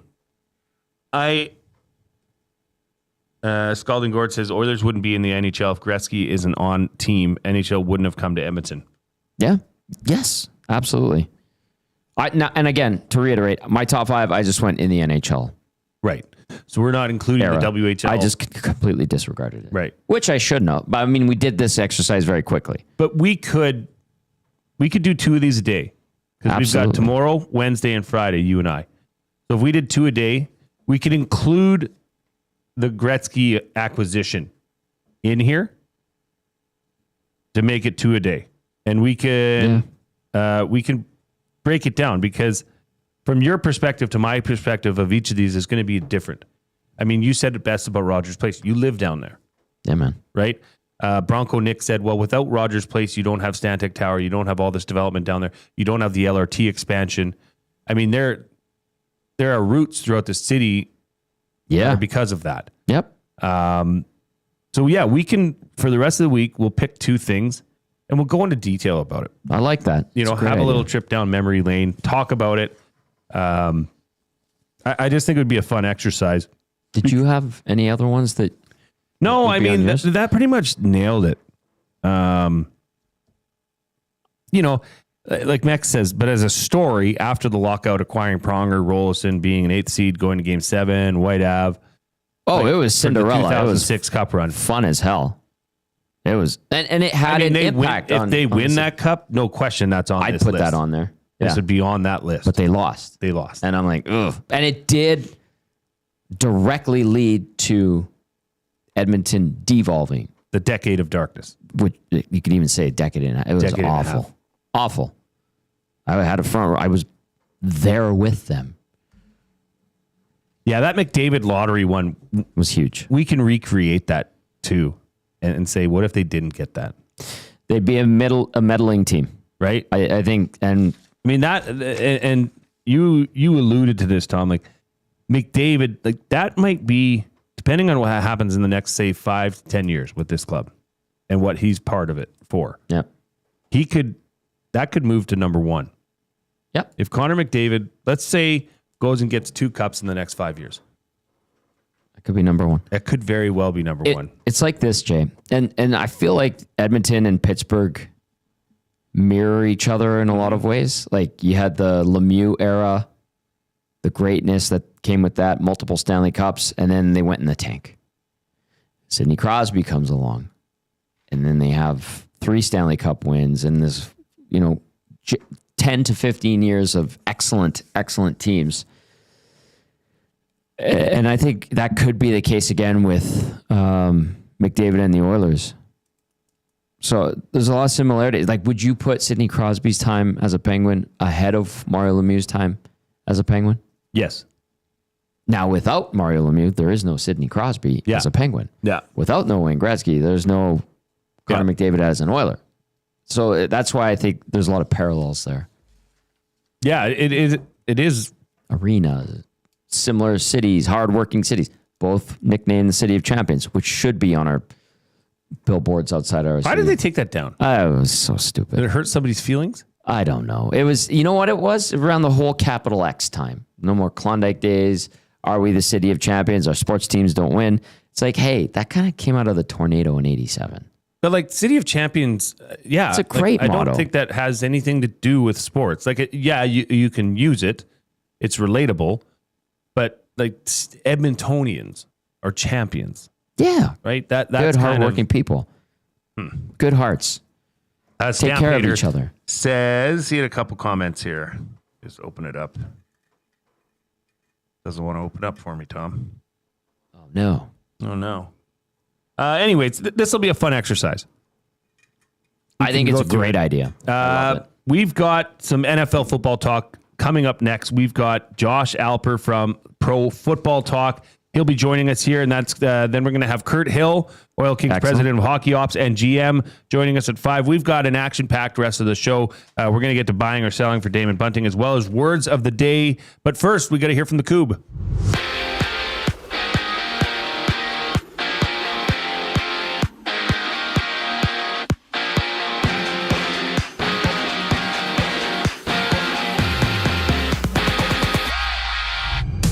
Multiple sources have reported that former Raider Amari Cooper is headed back to Vegas on a 1-year deal, and at the same time, Vegas's Jacoby Myers has requested a trade. NFL Network's Ian Rappaport breaking the news, and it's official. The Bengals have agreed to revise Trey Hendrickson's contract. He'll now get $30 million for next season. Elsewhere, Joe Mixon is set to miss the first 4 games of the season in Houston.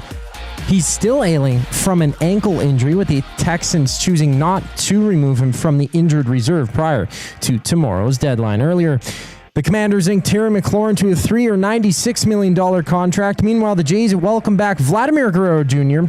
from a 5-game hiatus to take on the Twins in their series opener. Guerrero Jr. sat out with hamstring tightness, and the Jays made another move, recalling Justin Byroll from the Bisons. And in the game, Max Scherzer gets a start. Action gets going at 5:07. Right now, it's the Red Sox up 1-0 early over the Orioles. Top of the first. Rays and Guardians also getting underway. This sports update is brought to you by Windsor Plywood Leduc. Locally owned and operated, serving Leduc and surrounding areas since 1993. They have doors, flooring, baseboards, and of course, they have plywood. Go see the knowledgeable staff today at Windsor Plywood Leduc. We chat some NFL once we get back from break. I'm Zachary Kubish, and you're up to date. The EST Hangout. NCAA football, baby. It's Week a zero game. That thing is a game They don't call it changer. week 0, you said, though. Anyway. NCAA website, I found the TV schedule because I was trying to see what game I wanted to go watch. They wrote it as week 0. Oh. But ESPN and everywhere else says it still is week 1. It's like a long week 1. So I don't know officially what it is. For me, in my heart, it'll always be week 0. Week 0.5. Week 0, baby. The EST Hangout, presented by Sentinel Storage. Weekday mornings 9 to 11, only on Edmonton Sports Talk. Your clear choice for Edmonton sports. The leaves are turning, and just like golf season, time is running out to get in on Play Alberta's biggest offer ever. For a limited time only, new players can get up to a $1,000 casino bonus when they sign up. There's never been a better time to join the fun. Visit playalberta.ca today to get started with casino, sports, and lottery all in one app. Must be 18 plus to play. Remember, if you gamble, please use your game sense. You've always known GCL Diesel as the experts in diesel fuel systems, but did you know that GCL is also your source for turbochargers and turbo repair? As a turbo supplier for Garrett, Borg Warner, and Holset, GCL can provide genuine original equipment turbos at wholesale prices. Whether it's diesel, gas, natural gas, or performance, we can provide you with the turbo or custom repair you require. Turbo questions? We've got turbo answers. Visit us in the West End or online at gcldiesel.com. GCL Diesel, turbochargers, understood. Goodbye. You sure are going to miss them, but their room would make a great yoga studio. Store their childhood treasures safely with Sentinel Storage and find some space for you. Try 4 weeks free. SentinelStorage.ca.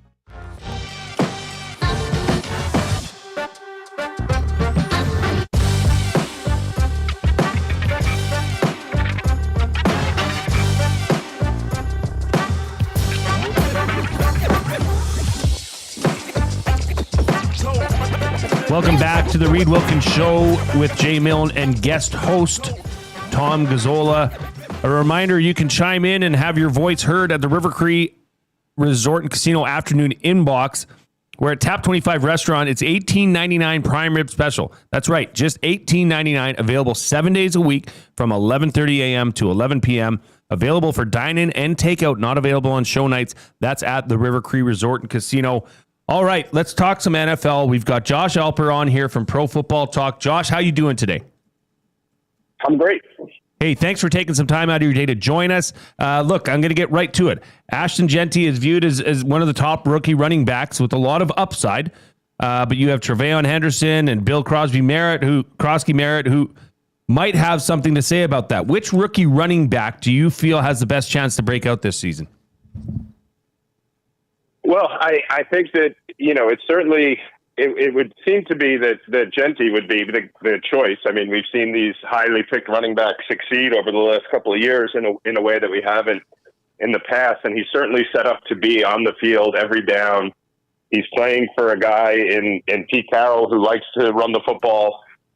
Chip Kelly has been a creative coach in terms of how he gets the ball into people's hands and things like that. So I think that there's every reason to think that he's going to be the guy. But, you mentioned Crosby Merritt and what you're seeing in Washington, that he most likely pushed Brian Robinson off that roster. And so there's something there. And with that offense and with Austin Eckler as a guy who is a great player, but isn't someone who you necessarily want to be pounding the rock to, I could see that being a spot also. But I guess it's the chalk pick, but the other one I would really watch for is with the Chargers is O'Marion Hampton, because again, Jim Harbaugh's ethos is to run the football, and we don't really know what we're going to get from Najee Harris after missing the whole of camp and preseason. The Commanders today, they've extended Terry McLaurin finally, which is that's huge for this offense. My question is given how successful the offense was and Jaden Daniels was last year, do you think they can repeat and improve and be better as an offense this season? I think it's difficult. I definitely think it's difficult, and I think there's a history. I mean, you saw it with C.J. Stroud last year, and obviously the offensive line and other injuries at receiver and other things contribute to these things. But you saw it with C.J. Stroud is sometimes come in super hot, the league gets a book, and then the next year is a little bit of we have to figure out do things. And I think there is some risk of that with Washington, especially since it's Cliff Kingsbury, who's a guy that the league knows pretty well at this point. And, it's great that they have McLaurin back, but they did miss a lot of time together, and you'd hope that he doesn't suffer physically for that for any reason. And I do question what Deebo Samuel, the one we saw in the 49ers last year, how much he really has in the tank. And if he's a big part of that plan at running back, given what we've seen from him in the past, I would wonder about his ability to hold up. So I think it's a case where there's every reason to think that there's room to improve because they have made some moves to get some better players, some better linemen, things like that. But again, I am always a little bit cautious that second year when the league catches up to people. Josh Alper joining us now from Pro Football Talk, talking NFL. Josh, you got Tom here. I want to ask you about this. I know it's been kind of discussed ad nauseum, but it's kind of fun. Anytime the Cowboys are in the news, you go, what is Jerry Jones doing or what the heck's going on with them? This Micah Parsons thing, the shenanigans over the weekend. I know Dak came out today and said he expects Parsons to be in the lineup against the Eagles for game one. How do you assess it? What do you think is ultimately going to happen here? Is it a game of chicken between Parsons and his camp and Jerry Jones? I think the game. I think Micah Parsons' camp plays a role, but I think this is always, as always, it's a one ring circus, and Jerry's the ringmaster, yes. And he likes.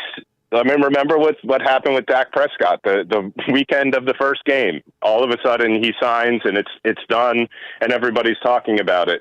Now you've seen with Trey Hendrickson getting his deal done today. There's one guy left. It's Micah Parsons. Is the one guy looking for a deal who's been holding out or holding in or whatever you want to say this summer.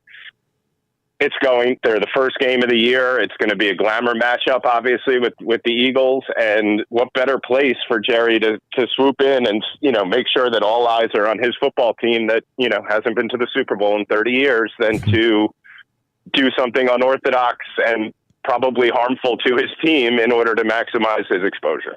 Well said. Very well said. I've got one more for you. Selfishly, can you please assess the Arizona Cardinals going into the year? I want to like the Arizona Cardinals. I think that they took a real step forward last year, and I think that the defense, I have very high expectations for the defense, but I just need to see Kyler Murray do it from week 1 to week 18 once before I can say with great confidence that's going to work. Mm-hmm. It's just too often where it's like week 7, week 8, where we're like, is Kyler Murray one of the top 10 quarterbacks in the NFL? And then we get to week 18 and it feels like, can the Cardinals really go into next season with Kyler Murray as their only quarterback choice? So it just feels like that script has been followed so many times. You would hope that another year removed from the knee injury and another year in the same offense and a little bit more from Marvin Harrison Jr. and all of these things would add up to it finally happening. But until I see it, I just can't buy it. Yeah, fair enough. Josh Alper here joining us from Pro Football Talk. You got Jay again. I got a couple more for you here, but we appreciate you taking some time out of your day to join us here. The Lions are starting out this season healthy. Is health the only thing holding them back from a serious Super Bowl run? Well, look, I think they made one 2 years ago. They were winning the NFC Championship game in the second half on the road. That was no small potatoes. They obviously didn't get it done against the 49ers. last year it was very easy to look at the injuries as something to hold them back. This year, my question is, you lost Ben Johnson and Aaron Glenn. Mm-hmm. Now, Dan Campbell's a great coach. He's a leader of men, absolutely. But Ben Johnson got all the credit for that offense, and Aaron Glenn was running that defense. So he's not that kind of hands-on, finger in every pie kind of a coach. He gives these guys great leeway. And so when you make a change, there's always a chance that the change does not go as planned, even with all of the same players on hand and all of the same, Jahmyr Gibbs should be even better. Jamison Williams should be even better. Aiden Hutchinson is back. It is hard to look at any team other than perhaps the Eagles. I would put the Eagles as the only team ahead of them in just raw talent. So this should be the year. This should be the third year now, the fourth year where they've been moving forward, and they were great all regular season last year. And maybe they learned a few lessons about how to temper things in order to keep players healthier. But those coaching changes aren't insignificant. They may turn out to be insignificant. They may be 15-2 and everything goes peachy keen. But we've seen it happen before where those kinds of brain drains leave teams a little bit lacking. And that would be my concern with the Lions. Okay, I got one more for you here. EST, like Edmonton Sports Talk, is presented by Play Alberta. They're our sports betting partner. And I wanted to get your thoughts on a little parlay I cooked up last week. Tell me what you think of this. I got the Ravens to win the AFC North, the Falcons to win the NFC South, Chiefs to win the AFC West, and the Detroit Lions to win the NFC North. They boosted that. That's at 24-1. I sprinkled on that. What are your thoughts on that? I wanted to get your opinion, Josh. I think that's a pretty good one. I am not a huge Falcons guy, but I look at that division and I could see where you would see them as the only alternative to win the division to the Buccaneers. And it's a sneaky long streak that the Bucs have down there because they haven't been all that good in all of the years they've won that division. But look, if Michael Penix is what they want him to be, and Bijan Robinson picks up where he left off in the second half of last season, that offense is going to cook. And I don't know how good the defense is. I don't have Jeff Ulbricht's work with the Jets last year was underwhelming in the very understatement of the year. So it is not it's not a sure thing. But that Tampa team, they're already a little banged up. Tristan Wirfs isn't going to be healthy to start the season. Chris Godwin may not be on the field. There is an opportunity there for the Falcons, and those odds are ones I really like. I'm a little more, if I'm looking for a sort of a team to upset a division, I'm looking a little bit more in the AFC West with the Broncos, but I could see from a betting perspective why the Falcons are a little bit better bet there. Well, one of our listeners, it's always chiming in, his name's Bronco Nick. He's a diehard Broncos fan. So I think you just made his year by saying that the Broncos might upset and take the AFC West. Josh, this has been great. Thank you for joining us. We really appreciate you taking time. We'll catch up with you again another time. My pleasure. Have a great day. That was Josh Alper from Pro Football Talk. You can follow him on Twitter. He'll give you all the instructions how to find Pro Football Talk. He's at Josh Alper, JOSSHALPER. So give him a follow. See what's going on in his world. Okay, Tommy. Yo. Did he make you feel any better about your cards? No, he made me feel exactly how I already felt about them. And that it reassures my assessment of the team because I think they're a mediocre team. I want them to be an excellent team.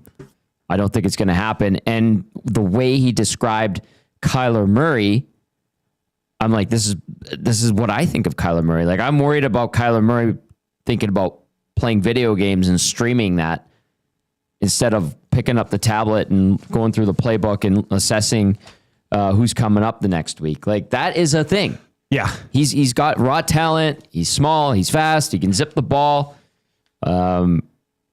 He does some amazing stuff out there. But at times, they're underwhelming with Kyler Murray. I have a hard time getting behind a quarterback that can't see over his O-line. Like that. Yeah. Like he is not a big guy. I know he's elusive, But he's fast, it's just, he's you just elusive. never know what you're going to get out of that team. know. And to be honest, I was worried about what he was going to say about the Commanders because I think he's right.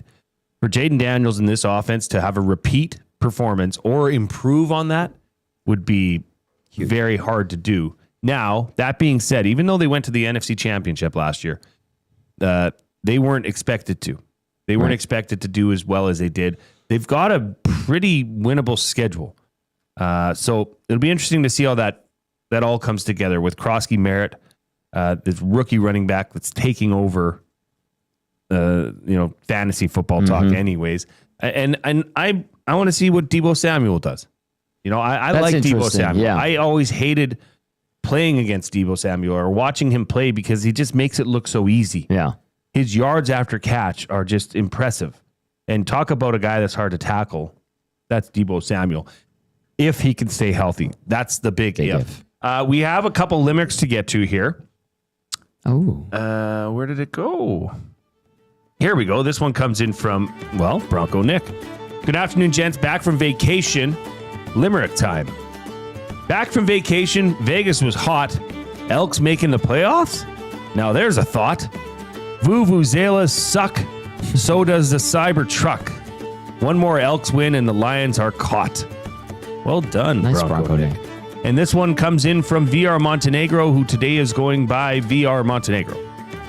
Reid's still away, so we're stuck with Tom. I'm just tripping, homie. You're the bomb. Low on Swede hair cream. Keeps the quaff a dream. Buy more at lothario.com. I don't know if you want to. I don't know. I'm going to take a look. What if we're getting hand weighed? It might be lothario.com. Says this site can't be reached. I know. Is he yanking our chain? Probably. VR, if you're in the chat, you got to fill us in on what lothario.com is. Yeah. Anyway. Okay, we've got Kirt Hill, Oil Kings, president of hockey operations and GM, coming up. They start their training camp this Thursday. There will be Oil Kings hockey to be discussed. Their season opener or home opener, is in less than a month. I believe it's on September 20th. So we're going to talk to Kirt Hill, Oil Kings president of hockey ops and GM right after the break. You're listening to the Reid Wilkins Show with Jay Milne and guest co-host Tom Gazzola right here on Edmonton Sports Talk. Your clear choice for Edmonton sports. Two guys and a goalie. He tried to trade for Danny Heatley. Was that Tambo? Yep. He hired Pat Quinn. Well, maybe Steve Tambolini was here longer than I thought. Drafted Magnus Piarvi. 10th overall. I still like the pick. Great one. Traded Kyle Brodziak for nothing. That was a bad one. Signed Habby Bulin for who knows why. Two guys and a goalie, presented by GS Construction. Tuesday and Thursday afternoons at noon, only on Edmonton Sports Talk. Your clear choice for Edmonton sports. The Canadian Brewhouse is turning up the flavor this summer with our new summer feature menu. Try our jerk chicken skewers, Cajun shrimp tostadas, and street corn salsa. Bold bites made for patio season. Get them while it's hot. The Canadian Brewhouse. Our house is your house. You know Dawn. Everyone knows Dawn. Dawn from Frontier Cartage. That's right, it's me, Dawn from Frontier Cartage, where we're setting the standard for cartage service in Edmonton and beyond, offering city cartage, Alberta highway, short haul deck, and more. My team and I are bringing our years of industry experience and expertise to every mile. Join Dawn and her boys in a new chapter in transportation excellence, dedicated to exceptional service. Call Dawn at Frontier Cartage, 587-222-5826. At Mind 360, we invite you to embark on your mental health journey in a safe and comfortable space. Conveniently located in St. Albert, Mind 360 has a diverse team of experienced clinicians that offer a broad range of tailored services for children, adults, and families. Furthermore, we are very proud to serve our military, veterans, and first responders. If you're looking for counseling, treatment, or assessment, understand that you are not alone. Contact Mind 360 at mind360.ca to book an appointment today.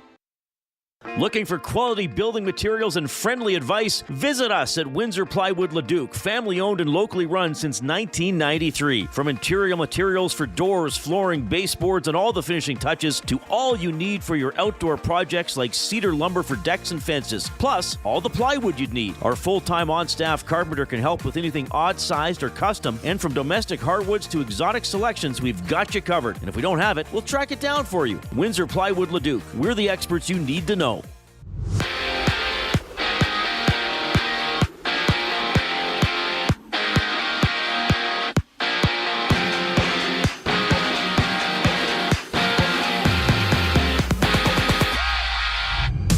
MLB action sees Toronto hosting Minnesota. Vladimir Guerrero Jr. makes his return to the Jays lineup. He's missed the last 5 games due to hamstring tightness. It's Max Scherzer getting the ball for first pitch at 5:07, and there's 3 games live right now. Red Sox up 1-0 over the Orioles in the second. Boston sitting 5 games back of the Jays for first in the AL East. In other news, Amari Cooper is expected to head back to Vegas to sign with the Raiders after spending the last season split between the Bills and Browns. Elsewhere, Houston's Joe Mixon is out at least 4 games to start the season as he recovers from an ankle injury. Earlier was Terry McLaurin getting a 3-year, $96 million extension with the Commanders. I'm Zachary Kubish. That was your sports update. The third and final hour of the Reid Wilkins Show starts right now.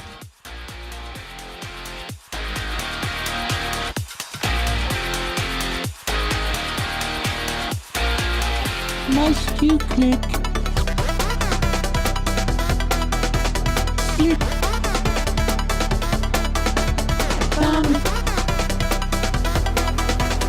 Must you click?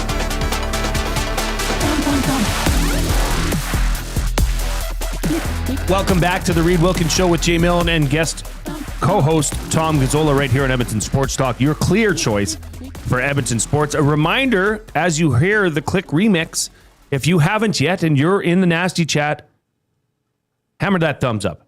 Let's get to 75, right? That was the goal Maddie set last week. Yeah, that's reasonable. You know, we're at 60 right now. Everybody just, if you haven't yet, do it.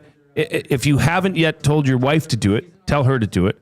If you Ask haven't her nicely, told, actually. Well, don't tell her, yes. Yeah, just, right? Please say, excuse me. Be considerate. Kind woman. Kind beautiful lady. Beautiful lady. Who I'm so lucky to be with every single day. Yes. Every single hour. Yes. Would you mind hammering the thumbs up? If you haven't told your parents, tell them. Grandparents. And they'll be like, what's YouTube? A reminder that you can chime in at the River Cree Resort and Casino inbox at 780-218-9999. The Kitchen Restaurant, and Sundays and Mondays, 50% off the entire menu. That's today. 50% off the entire menu. Available Sundays and Mondays, 5 p.m. to close. And we are excited to be joined by our next guest. This is Oil Kings President of Hockey Operations and General Manager, Kirt Hill. How you doing today, Kirt? I'm doing well. How you guys doing? Hey, we're doing well. You got Tom and Jay here. I'll kick off with a couple questions, and I'll hand it over to Tom. Summer's over. I mean, hockey's back. How excited are you to get things going with training camp opening up on Thursday? Yeah, no, we're really excited here. It's an exciting time for the organization. Obviously, we made a big splash this summer with adding Jason Smith as our new head coach. And, it's always a good fun time of year to see the guys start rolling back into town. We had the alumni golf tournament on Friday to see some friendly faces there. And, it's just that time of year where you're itching at it to get back on the ice and to see what you got in front of you, especially as a manager. Who are some players that you're expecting to step up and take on bigger roles this season? Oh, geez, there's a lot of expectation throughout the entire lineup. I guess if I was going to pick a few guys that, I'm hoping that will take another step in their development and, their careers, I look at a guy like Landon Hansen, who was great for us in the playoffs last year. I mean, he's a player we never even drafted. We listed him as a free agent and ended up making our team at 17, and he just seems to be getting better and better. And, anytime players like that can come through your system and add depth to your team, it makes the world a difference. And then a guy that took a huge step last year that I think's going to continue to take a big step for us this year is Ethan McKenzie. And, he kind of got thrown into the role of running the power play last year and did a great job, and finally kind of got over the injury bug that he had early in his career. And, he's going to Minnesota camp here in a couple weeks, and he's committed to UND for the year after. But I just feel like that's, a player that's got a real bitter taste in his mouth with the way things ended last year. And I think he's going to have a real big leadership role with this group this season. Kirt Hill joining us, president of Hockey Ops and GM of the Edmonton Oil Kings. Kirt, you got Tom here. Couple of questions. I'm glad you brought up last year and the way things ended. I know you guys had PA on the ropes and it was a crazy series. How much of that result is motivating you and the group this year to get over the hump and turn it back into a championship caliber team and season? Well, I certainly think it's for sure the players. At the end of the day, it's like they're the guys on the ice that have to do it. And, when you get the opportunity to play in a series like that and understand how hard this league is and how hard it is to win, I think that's where you get the reward of learning. And I think that this group did learn through that series, and they seem extremely excited to be back. I know obviously a lot of guys had potential options to, I know schools reached out and they could have left, but essentially everybody came back. And I feel like the reason they came back is because, they love each other as a group. They feel like, what we have here in Edmonton is a great developmental option, but a big piece of that too is they want to get back together as a group and get through the first round and try to do something really special this year. Hey, you made the change bringing in Jason Smith. I know Luke Pierce was around the organization for a long time. Did some good things, obviously, but what dynamic does Jason bring to the table that really enticed you about him? And from everything I've heard, people are really pumped up to have him around. Yeah, Jason's just got a ton of experience. I mean, as a player, obviously his resume speaks for itself, and the leadership that he, had in multiple stops throughout his career. I mean, I don't know too many guys that get traded in the NHL and become the captain of the new team when they get traded. So it's pretty impressive there. And I think from the coaching standpoint too, he's coached at almost every level now. I mean, he's been on an NHL bench, an AHL bench. He's got experience in the Western League before, both as a head and an assistant coach. So, I think there's lots of different dynamics from the experience standpoint. And, Jason just seems like the salt of the earth person. And I think like one of the big things that stood out to me is it's not all about just the hockey. I mean, he wants to come in here and make an impact, and try to develop good people off the ice and bring good men through this program, and hopefully they go on to do great things in hockey. But if they go on to do great things in other areas of life, I think that's something he's very passionate about as well. I love that, and that's super important. And I know a lot of times it gets forgotten, but that is huge. Not every one of these guys gets to go and play pro hockey, so that's a great point. Okay, I want to fire this one at you as well, Kirt, because you kind of brought it up a little bit. It is the new dynamic of the shifting landscape of the game and the NCAA eligibility, and the fact that guys are deciding to stick with you guys and remain in Edmonton and think that that's their best option is a testament to the organization, city, obviously management, coaching staff, all of that.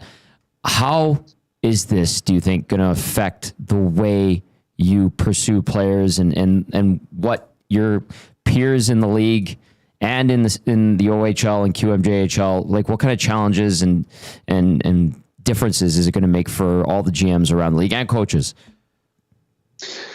Yeah, I mean, certainly from the standpoint of like, I've been here for 7 years now, and it's the first year where, the entire summer you could get a phone call from a player and he could tell you that he's leaving. So It certainly has you on edge a little bit more, I guess, at the end of the day. And, but at the same time, I've told our staff here, like what we can take care of it is what we do here and what our program is. And, we have to make sure this is a development option that players don't want to leave. And at the end of the day, if we're doing our job and we're putting the right people in place in the coaching standpoint, the training standpoint, in every area of our program, let's make it the hardest decision for a player to even think about leaving here. Mm-hmm. And there's certainly going to be challenges with it. And obviously there's NIL money and guys could get offers and they might want to move on and try something new. And I understand that that's going to be part of things now. I mean, there's players that go to NCAA programs and they leave after a year. I envision players are going to go and come back. I envision players are still going to go at certain points if they feel like that's something they want to pursue. So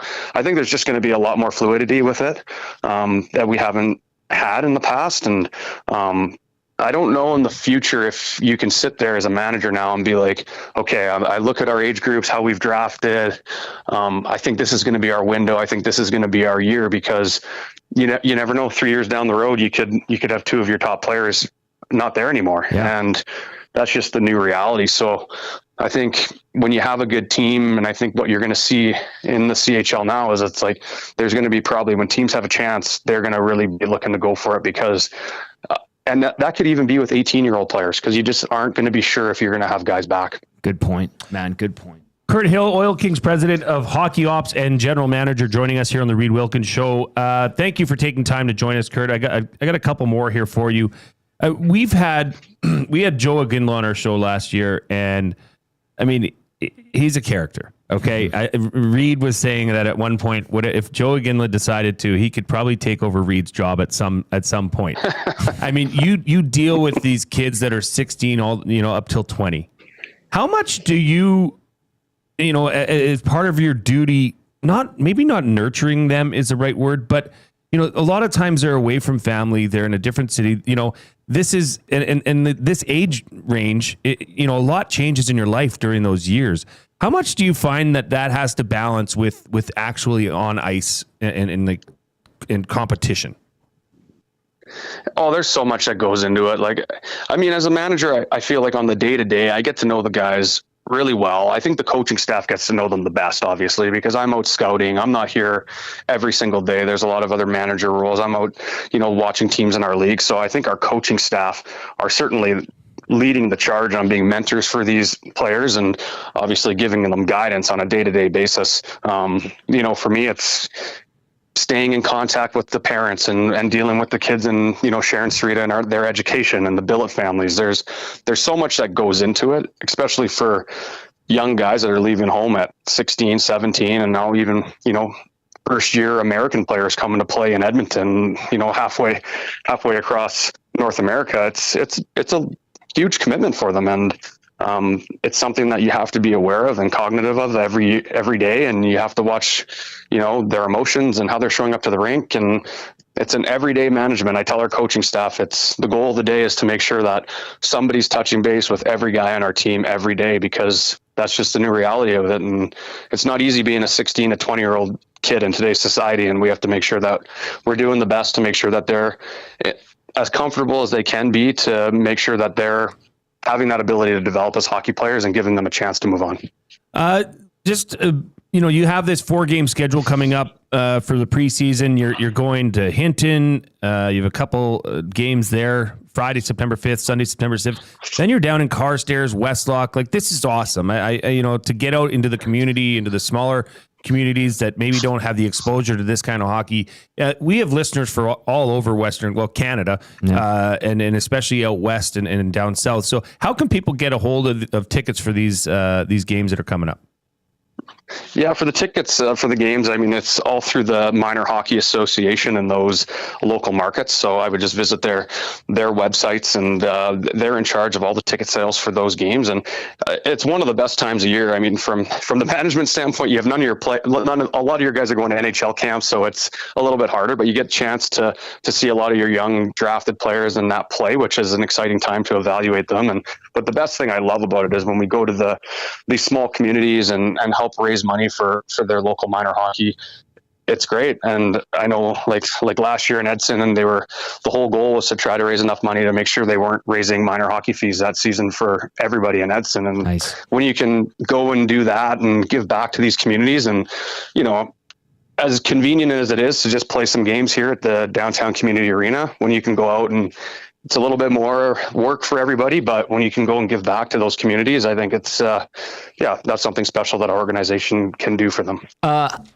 Kirt, finally, kind of on that note, this time of year with all the new guys coming in, the switch, I think it's to Bauer from CCM, our friend and head equipment man extraordinaire, Rogan Dean. How grumpy is he today? And how grumpy do you think he'll be for the next couple of weeks here?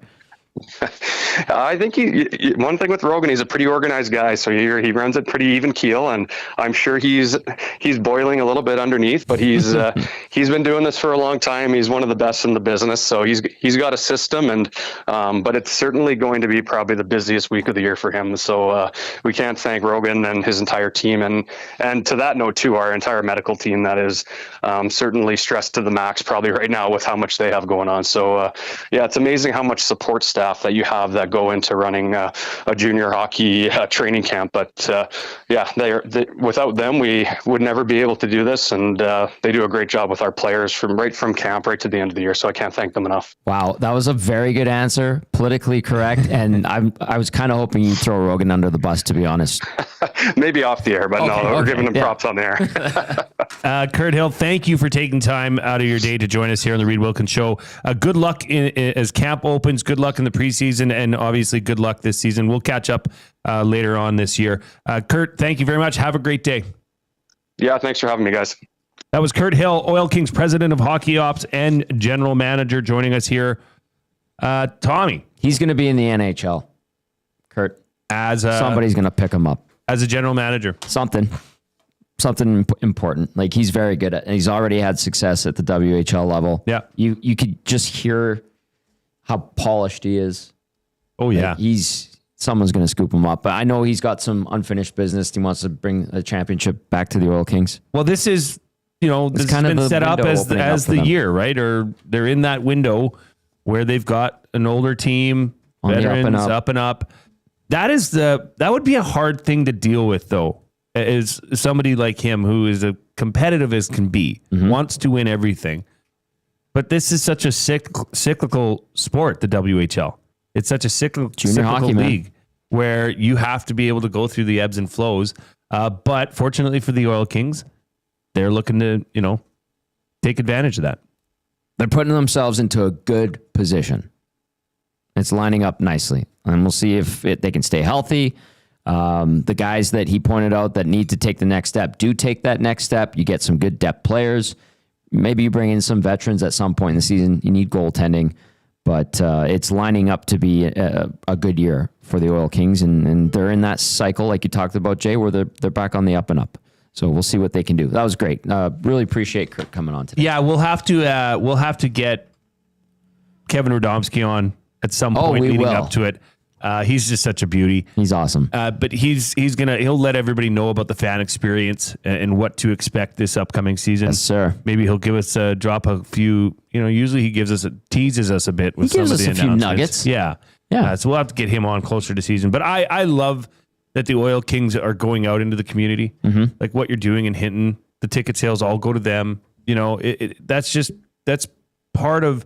That's important for the players to see, especially at that age of 16 to 20. Those are very impressionable years where you're going and you're seeing how much you mean to community. Yep. And how much and how reminded you are of a lot of kids look up to these guys, right? And wherever their hockey careers may take them, I bet you these preseason games where they go to these smaller communities and pack these rinks mean a lot to them. Because that's what I love the idea. It's a little bit more legwork. Yep. For everyone involved, but it is good to create fans, like you said, show the kids up close what it takes to be a WHL major junior hockey player. Well, and gets you on the bus, gets you out as a team, team building. You're doing all this stuff, but it's good for the community. So they're Friday, September 5th and Sunday, September 7th, they're in Hinton. And then Friday, September 12th in Carstairs, Sunday, September 14th at Westlock. So yeah, that's fun. That's a really good initiative. Good on them for doing that. That was nice having Kirt Hill on. Thanks for setting that up, Tommy. My pleasure. This show is flying by. Yeah, it is actually. Reminder, huge announcement came earlier today on the Nielsen Show with Lieutenant Eric. Edmonton Sports Talk is going to be simulcast on 95.7 Cruise FM starting Wednesday, September 3rd. The Nielsen Show. So you will be, the Nielsen Show. Yep. You will be able to listen to Dusty and Eric from 6 to 9 on the dial, on the FM side. It is crystal clear. We've listened to it. I've been listening to more Cruise now lately than I ever have. Right. And I'm only going to be listening to it more. You know what, though, Tom? I'm not going to change from iHeart. I'm going to still stream. Yeah. I love On the iHeart. phone, yeah. I get in my car, it's playing automatically. I'll listen to. Actually, I can't say that. I'll probably pop it on Cruise too. It will be neat to balance to say, oh, look, this is on the FM dial. And it's apparently a first. First in Canada. In Canada, FM radio in the major U.S. market. Like there's tons of sports on FM dials in the U.S. Yeah. And you know, obviously, you see what's happening with the AM side of things. It's fading away. It's going to be Our obsolete. station literally got shut down. Yeah.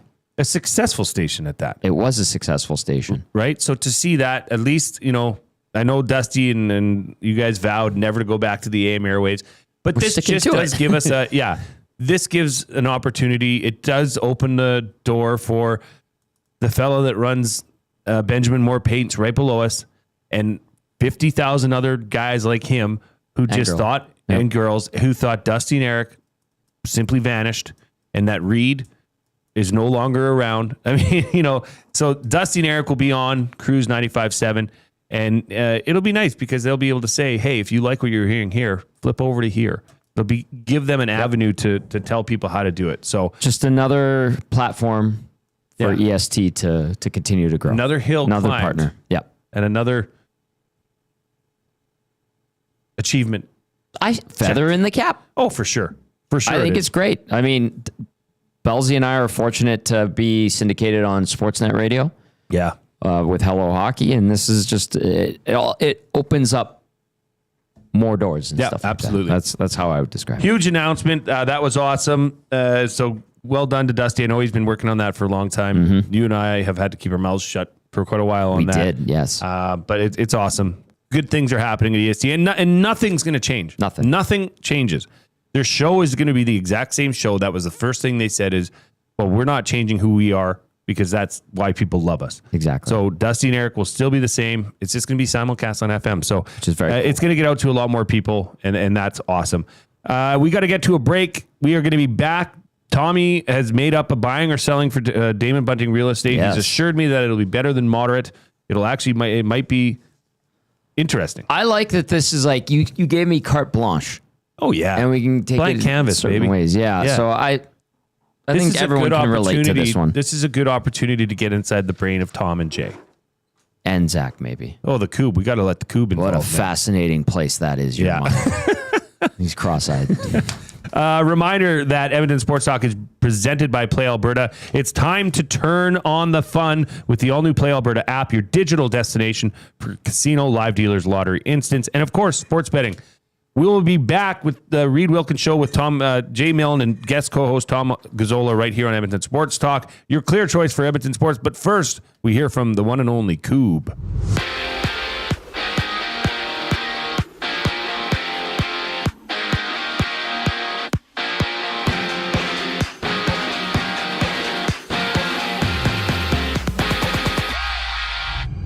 The Jays have taken a 1-0 lead, bottom of the fourth in their series opener against the Twins, and Vladimir Guerrero Jr.'s return to the lineup. There's one out for the Jays right now. Dalton Varsho is at bat, runner on first and third. 6 other games alive. Red Sox and Orioles locked at 1 apiece. Third inning, and the Phillies lead 1-0 early in the first against the Mets. And there's multiple reports saying that Amari Cooper is headed back to the Raiders. He's expected to sign a 1-year deal in Vegas. While from Cincinnati, Trey Hendrickson and the Bengals have agreed to adjust his contract for next season. He gets a salary increase from $14 million to $30 million for next year. And down in Houston, Joe Mixon continues to recover from an ankle injury. He'll miss at least 4 games to start the season. Earlier, it was the Commanders extending Terry McLaurin to a 3-year deal. He gets $96 million and a $30 million signing bonus. The Reid Wilkins Show returns after a brief intermission. I'm Zachary Kubish, and you're up to date. The Oil Stream. Which one of these two players do you think lives up to those expectations the most? Savoy, because he's got pro experience. He had really good numbers in the AHL. He had a cup of coffee in the NHL. Played with Draisaitl. I thought he looked pretty good last year when he was up here. It was just a numbers game because they had so many veterans here. They're like, we're not going to rush this kid. I'm not saying Ike Howard won't be good. I think it's going to be an adjustment. The Oil Stream, presented by Boston Pizza. Monday, Wednesday, and Friday afternoons at noon. Only on Edmonton Sports Talk. Your clear choice for Edmonton sports. The leaves are turning, and just like golf season, time is running out to get in on Play Alberta's biggest offer ever. For a limited time only, new players can get up to a $1,000 casino bonus when they sign up. There's never been a better time to join the fun. Visit playalberta.ca today to get started with casino, sports, and lottery all in one app. Must be 18 plus to play. Remember, if you gamble, please use your game sense. Avocado and feta dip, passion fruit cheesecake, and cocktails that taste like summer in a glass. Try the new feature menu at The Banquet. Refreshing, craveable, and made for sunny days. The Banquet. Get real. Play hard. World-renowned top psychic medium and the star of Meet the Frasers, Matt Fraser comes to River Cree Resort and Casino on September 12th and 13th for a couple of special live shows. Join Matt for 2 nights of healing, hope, and laughter. Matt has become a trusted figure for people seeking closure, guidance, and connection with their loved ones. Don't miss Matt Fraser live at River Cree Resort and Casino September 12th and 13th. Both shows are 18 plus. Get your tickets now at rivercreeresort.com. Okay, 2 kids, 2 backpacks, lunch bags. Wait, where are the school books? Back to school doesn't have to mean the everyday rush and stress of looking for your kids' items. Have more zen in your mornings. Find space for your family's needs with Sentinel Storage. Go back to school with 4 weeks free. Reserve your space today and find the peace of mind your morning needs. Visit sentinelstorage.ca. Buy Canadian, store Canadian.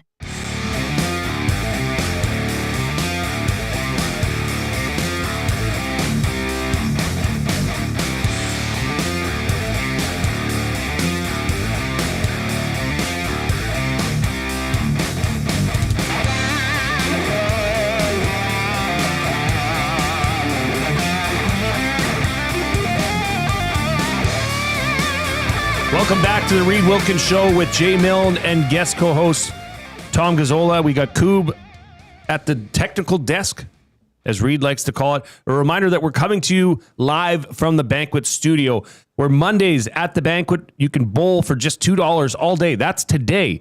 Grab your friends, have fun, and start your week right.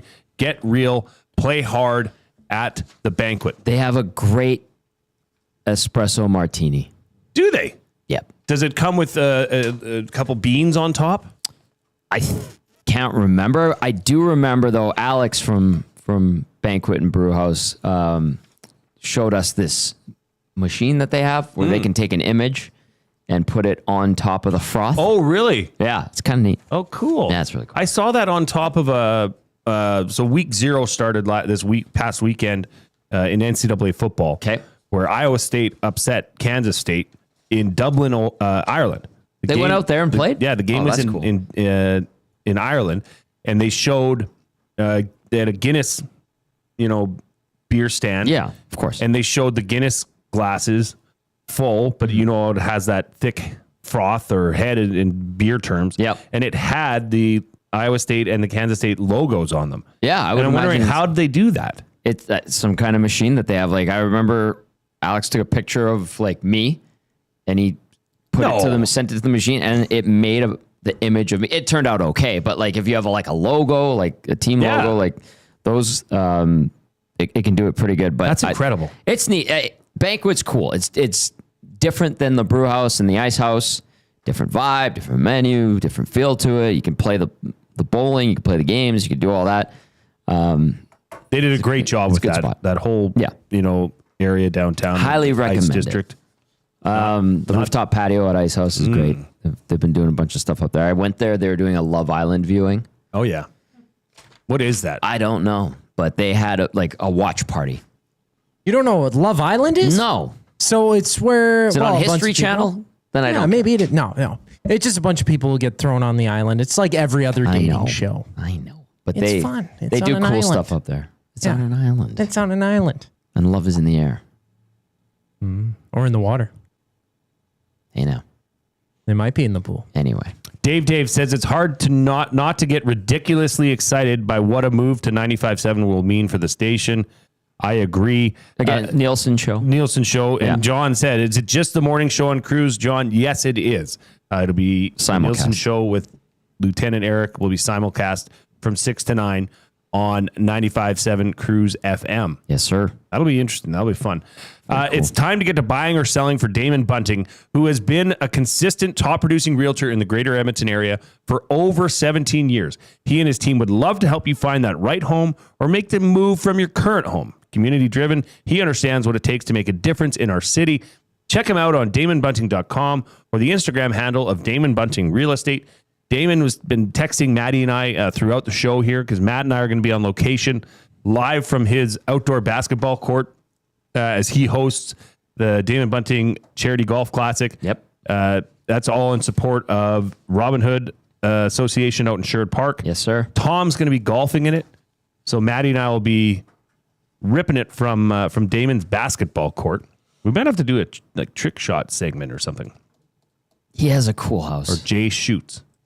He's got a great spot. It's going to be a long, fun day. It's great. And then it finishes off in his backyard with a keg, barbecue, steak and lobster dinner. I mean, Jack Michaels usually steals my lobster. Yeah? Because I have allergies. Do you? Shellfish, yeah. Can I steal your lobster this You week? may. Yeah? Yeah. So you're pushing out Jack in favor of Glue Guy. I'll fight him. Okay, I'll fight him too. Sweet. Two of us can take him. We got this, bro. I'm sure we got him. Tom, I had enlisted you to come up with a buying or selling. So what do you got? All right, buying or selling, brought to you by Damon Bunting Real Estate. Damon Bunting, now with the agency. You said I could go anywhere with this, and this is something that just popped into my mind. Are you buying or selling, guys, and everybody listening and watching, that going to the movie theater alone is better than going with a date or others? Well, this is interesting for me because I've been to the movie theater twice in the last 20 years. Come on. Dead serious.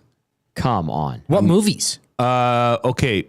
One was The Lion King. Oh. The real life one. Like the real life was that animation. any good? Yeah, the live action. It's great. The live action, I believe it was called Mufasa. Was that right? I don't know. They made a few. It was the live action one. Yeah. And prior to that, it was the Mario movie. Oh. So that's why it's different for me because I've only gone there with the girls. Okay. I have zero desire to go to a movie either alone or with people. I'm not a real movie guy. I thought you would have been a movie guy. I'm a movie guy. Like I'll be cruising the guide on TV and I'll see, Goodfellas is on. I'm locked in. Have to. Or Shawshank Redemption. Casino. I'm locked in. We all know the hits, right? They're always there. But if you had to make me buy or sell on this, it would depend on the movie for me. Like if this was a comedy, you might want to go with people so you can, laugh and enjoy it together. Okay. But maybe something like a mobster movie or something where you just want to focus. Yeah, I really wouldn't do that, period. Like I'm not a scary movie guy. Fair enough. Don't need to be scared. Life can be scary enough at times, Zach. So yeah, like it depends on the genre. But I could see a world in which both would work. I understand. You asked the question, Koob, what's your first thoughts on this buying or selling? Buying or selling, going to a movie alone? Yeah, it's a hard sell though, right? I kind of look at it like going to a restaurant alone because you can enjoy it both ways. You could be social and being at a movie. You can't really be social. I enjoy the laughter aspect of it, the shenanigans around just being at a movie theater. I still get into those shenanigans like sometimes. What shenanigans? You play the arcades, the shenanigans. Yeah, I have a little fun. Sneaking a little treat here and there. Contraband. Yeah. So, you get bad boy Zach. Yeah. I'm sorry. I'm sorry, Mom, if you're listening. I snuck candy into the movie theater. It's not like you're stealing it from the concession. Oh, no. It's all around. I don't think anybody's going to be too upset with you. No. I must say, they allow it now. When I do go to the movie theater, they don't really check. I take advantage of that's the time where I want the biggest popcorn. Yeah. Give me the biggest popcorn. Dump that, whatever that liquid butter is that you, clarified butter, I think it is. Yeah. Give me all that. Like I want my fingers glistening. And then I'm using way more of the shaker. I love the shakers. Than what would be normally acceptable. I agree. Way yeah. more. Where like halfway through the movie, you might have to get up. Yeah, sure. Why not? Yeah. Right? I'm a big shaker guy. Dill pickle. Ooh.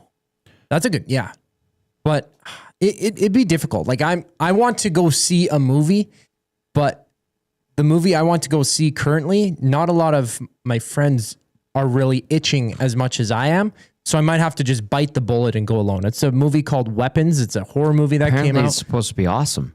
And it's supposed to be terrifying. Yeah. Like absolutely, I don't really even know what it's about, but I've just seen great reviews on it. And I want to go see it. And I've brought it up to my friends that I'd want to go. And they're like, sure, yeah, I'll go. But they're not like, oh yeah, I want to go really watch that movie. So we'll see what happens. Plans are in the air, but I might bite the bullet and go alone. That would be an acceptable time to go alone. Yep. If right? you want to focus on a movie, I'd say, yeah, like go alone. That's fine. I always tend to not pay attention, definitely, to the movie. I feel like I'm a bit of a nuisance. Like you guys know I can talk a lot, even around the office. Sometimes you guys are like, okay, simmer down. Not at all. Like Bronco Nick makes a great point. He says on the River Cree Resort and Casino inbox at 780-218-9999, he says, as you get older, you appreciate the alone anything. Boom. More. Like you said, restaurant, like I would eat at a restaurant by myself. I love that. I go on Sundays and I find like a place where I like the food and I'll just get a beer and a bite and out.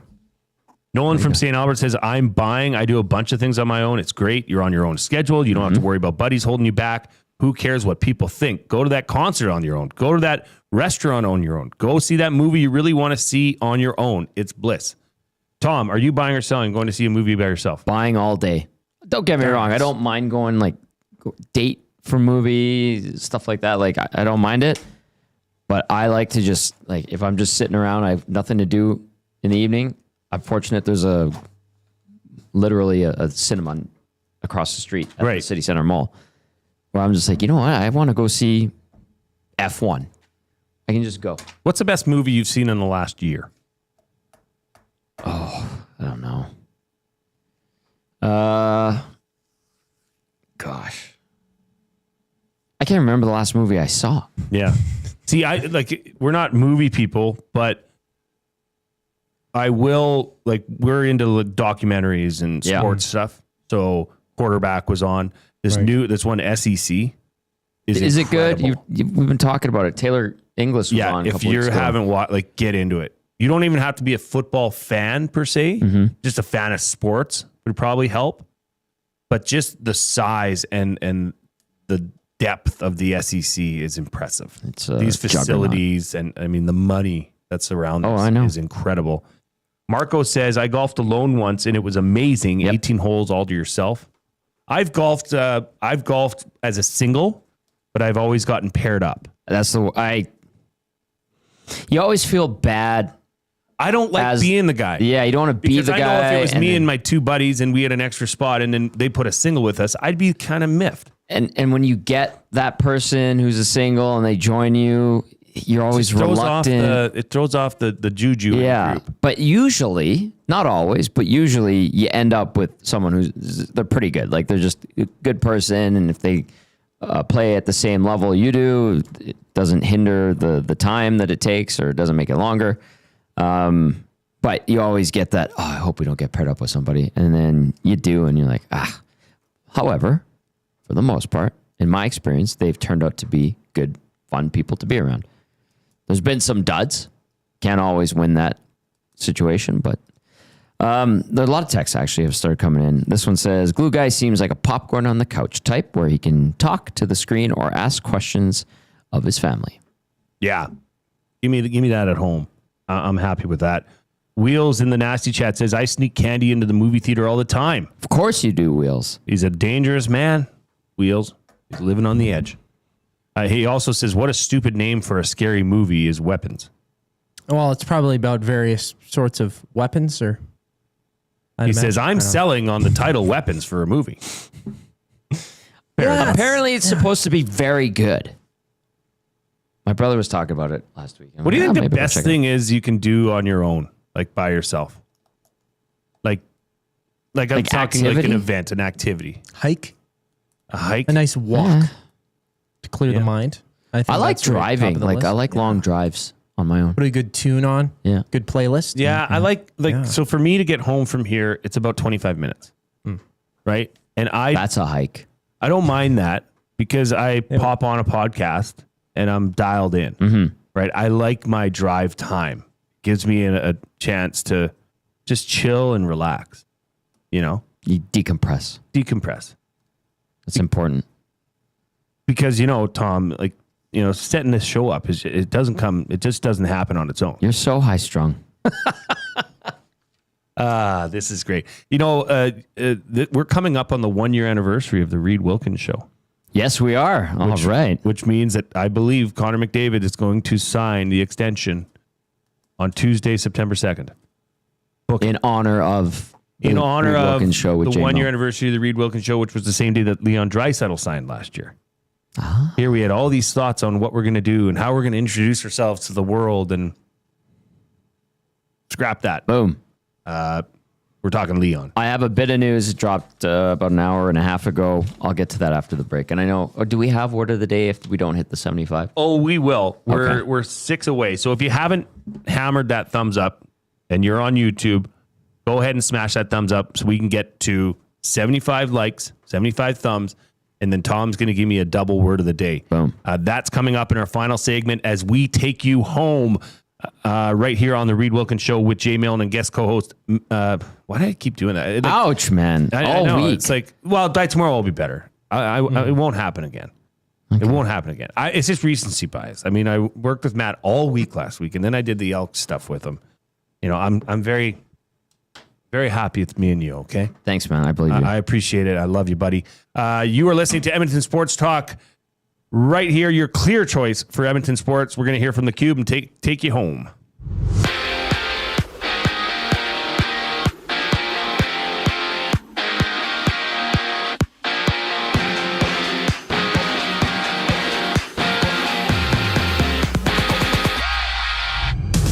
Toronto leads 5-0 over the Twins, bottom of the second in their series opener. Alejandro Kirk with a home run. And there's one out for the Jays. Bases empty. Nathan Luke's at bat. Six other games are live. Yankees up 1-0 on the Nationals, top of the third. Meanwhile, Baltimore has taken a 3-1 lead over the Red Sox in the fourth. In other news, Amari Cooper is expected to head back to Vegas to sign with the Raiders after spending last season between the Bills and the Browns. Elsewhere, Houston's Joe Mixon is out at least 4 games to start the season. He recovers from an ankle injury, and earlier was Terry McLaurin getting a 3-year, $96 million extension with the Commanders. The Reid Wilkins Show with Jay Milne wraps up on the other side of the break. I'm Zachary Kubish, and you're up to date.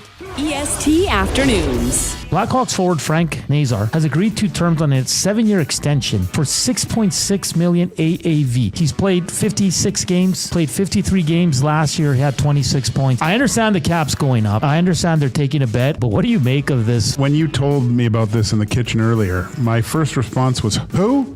EST Afternoons, weekday afternoons 1 to 3, only on Edmonton Sports Talk, your clear choice for Edmonton sports.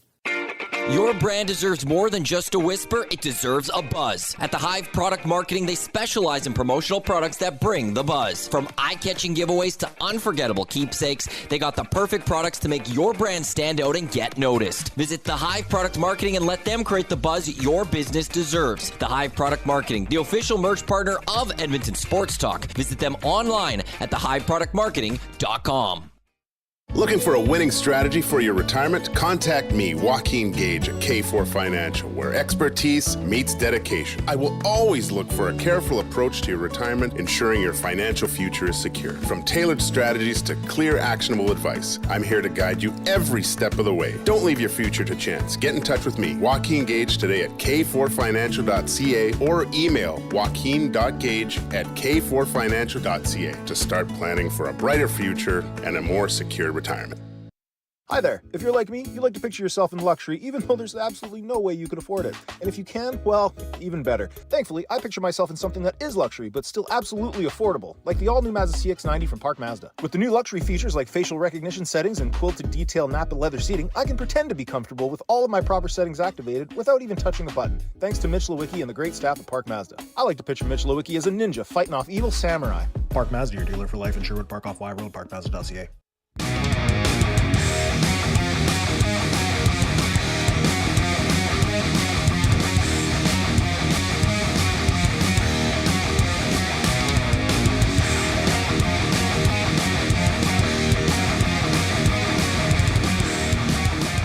That's a banger.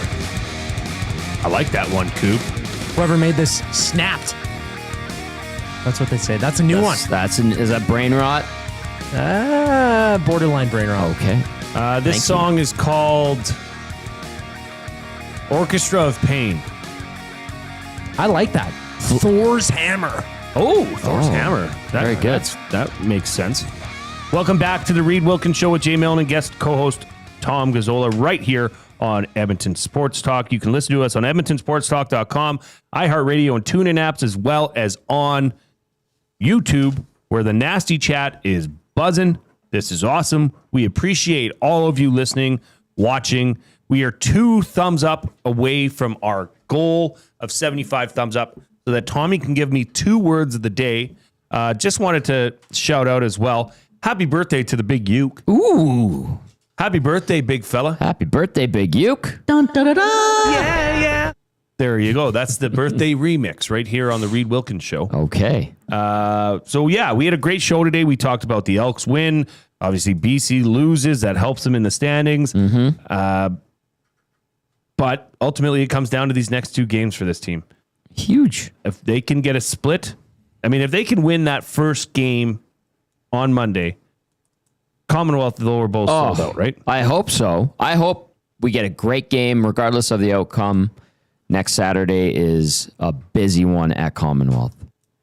But look here. An Elks win, and they can you believe it, Jay? If they win, they'd be 5-6. Yeah. After starting 0-4, 0-5?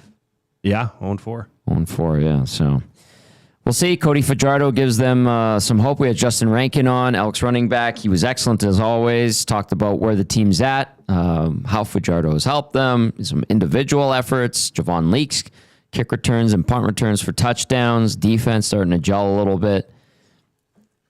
It's going the right way at the right time. Don't get me wrong, though, Jay. They haven't beaten great teams. That's right.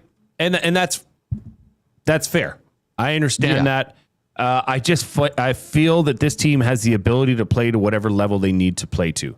I hope that is the case. And what supports that is how they played against Winnipeg, in Winnipeg, how they played against Saskatchewan in Sask. Hamilton close. At home. Hamilton. They should have beat Hamilton. That should have been a win, right? Julian Grant with the bad drop. Totally redeems himself the next week in Montreal, though. A reminder, Jay's Play of the Day is up over at playalberta.ca. Click on sports, click on EST specials. Jay's Play of the Day is right now Edmonton Elks plus 8.5. That is even money. They boosted it from minus 115 to even money plus 100. So if you want to ride with that, get all over it over at Jay's Play of the Day. Tom, you have some breaking news. Oh, a little bit of news. Yeah, it dropped not too long ago. This is from Keith Guerin over at the Edmonton Journal.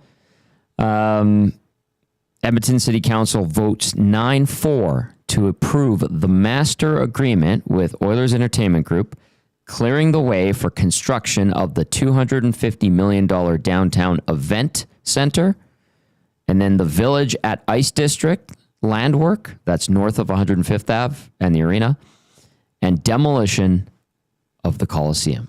Wow. So that's important. And we talked about, the important moments in Oilers franchise history. Rogers Place being built, what it did for downtown. Bronco Nick was talking about that. This is the kind of the phase 2. Right. So it gets the approval. The province is kicking in money. They gave, $300 million to Calgary to build their new arena. Now Edmonton gets $300 or $250 million. So that's going to be a smaller venue? But is it an indoor-outdoor kind of thing? Apparently, it's like the plan is for it to be, it's where the fan park is right now on the corner of 101st Street and 104th Avenue. They have that tent, they do the Oktoberfest. That's where the old Baccarat Casino was. Where the Baccarat Casino used to be. I think it's like a concert venue, but it's also versatile enough.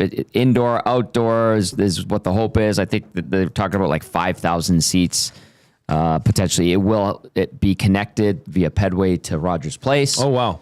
At least that's what the rendering showed. And the important stuff here is, and then you get north of 105th Ave going. That's Ice District Phase 2. Yeah. It's going to be, I think, commercial and residential. That's the plan. So that it sounds like they'll get everything ready for that. And then we'll see the demolition of the old Coliseum. That's going to be a bill.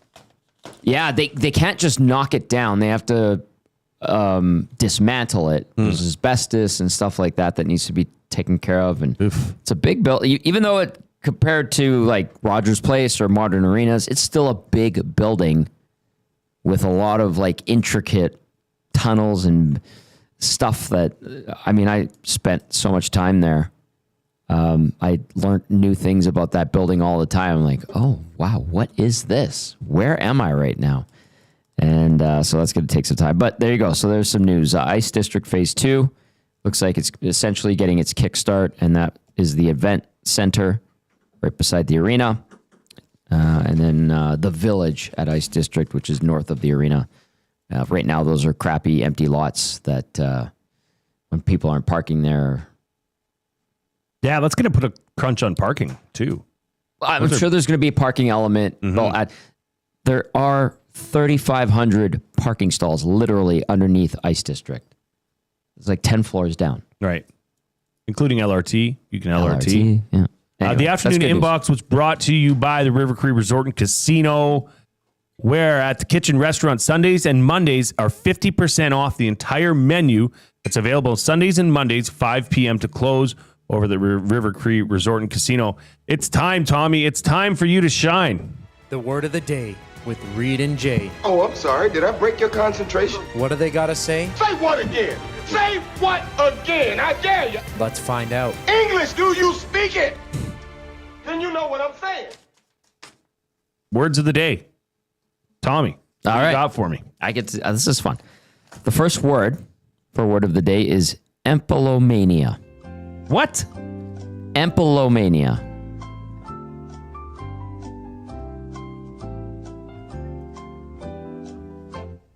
I don't know. I'm just going to trust my spelling here. Okay. Empalomania. Incorrect. You suck. Empilomania. Very close, though. That's a great, valiant effort, I would say. Spell it for me. Empleomania.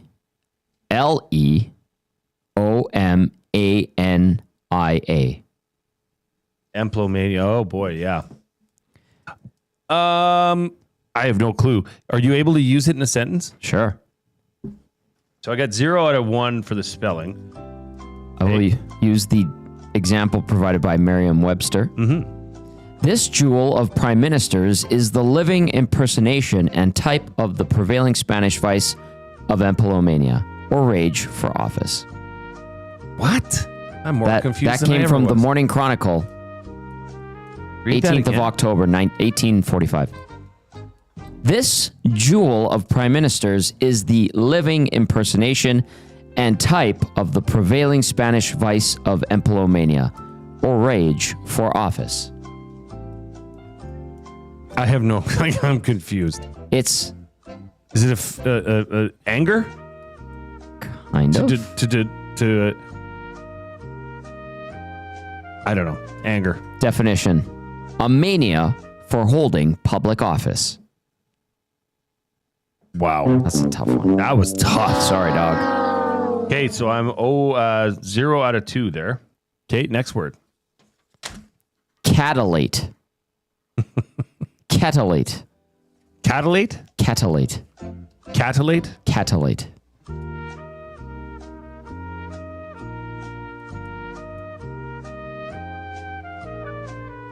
I don't know. Catylate. Say again. Catylate. Very close again, but not correct. Gosh. You suck. I'm sorry. I went to like Merriam-Webster for like obscure words, and it dug up some doozies. Catalate. Catillate.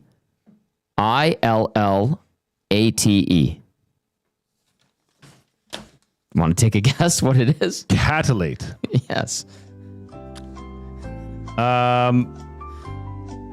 Big Uke says, I bet Tommy wouldn't have been so mean if your name was right all show. Yeah, that's a good point. It's true. Damn. Good point. Sorry, dude. Can you use this in a sentence? Sure. We're sure that no one reading this is so uncouth as to catillate at the dinner table, but your dog would be happy to help clean up. Catillate at the dinner table. Your dog would be happy to clean up. So, is this where you spill your dish? Or you getting puke hot at the table? You upchuck? No. You're very close. I don't know, Tom. I'd give you 0.5. Okay, what's the actual definition? To lick dishes. Oh, okay. To lick dishes. Yeah. That's to catillate? Apparently. Catillate. To lick dishes. Yeah. Huh. I might have to catillate my plate after I'm done supper tonight. Look at, there's a dog cattolating. Oh, that is a dog cattolating. Wow. My dog Tom, cattolates. you've opened my eyes to two new words, emplemania and catillate. Yes, sir. Wow. You can't say you didn't learn anything today on the Reid Wilkins Show with Jay Milne and guest co-host Tom Gazzola. Oh, finally. I'll scream it from the mountaintops. This has been fun. So Reid is off for the rest of this week. He will be back after Labor Day. But we're going to have fun this week. We're going to carry on the discussion about the greatest moments in Oilers history, or the most important moments, top 5 stories in Oilers history. We're going to start breaking them down tomorrow. We're going to have a fun show for you planned for tomorrow. On behalf of myself, Tom Gazzola, and the Coob on the ones and twos, have a great night. We'll talk to you tomorrow.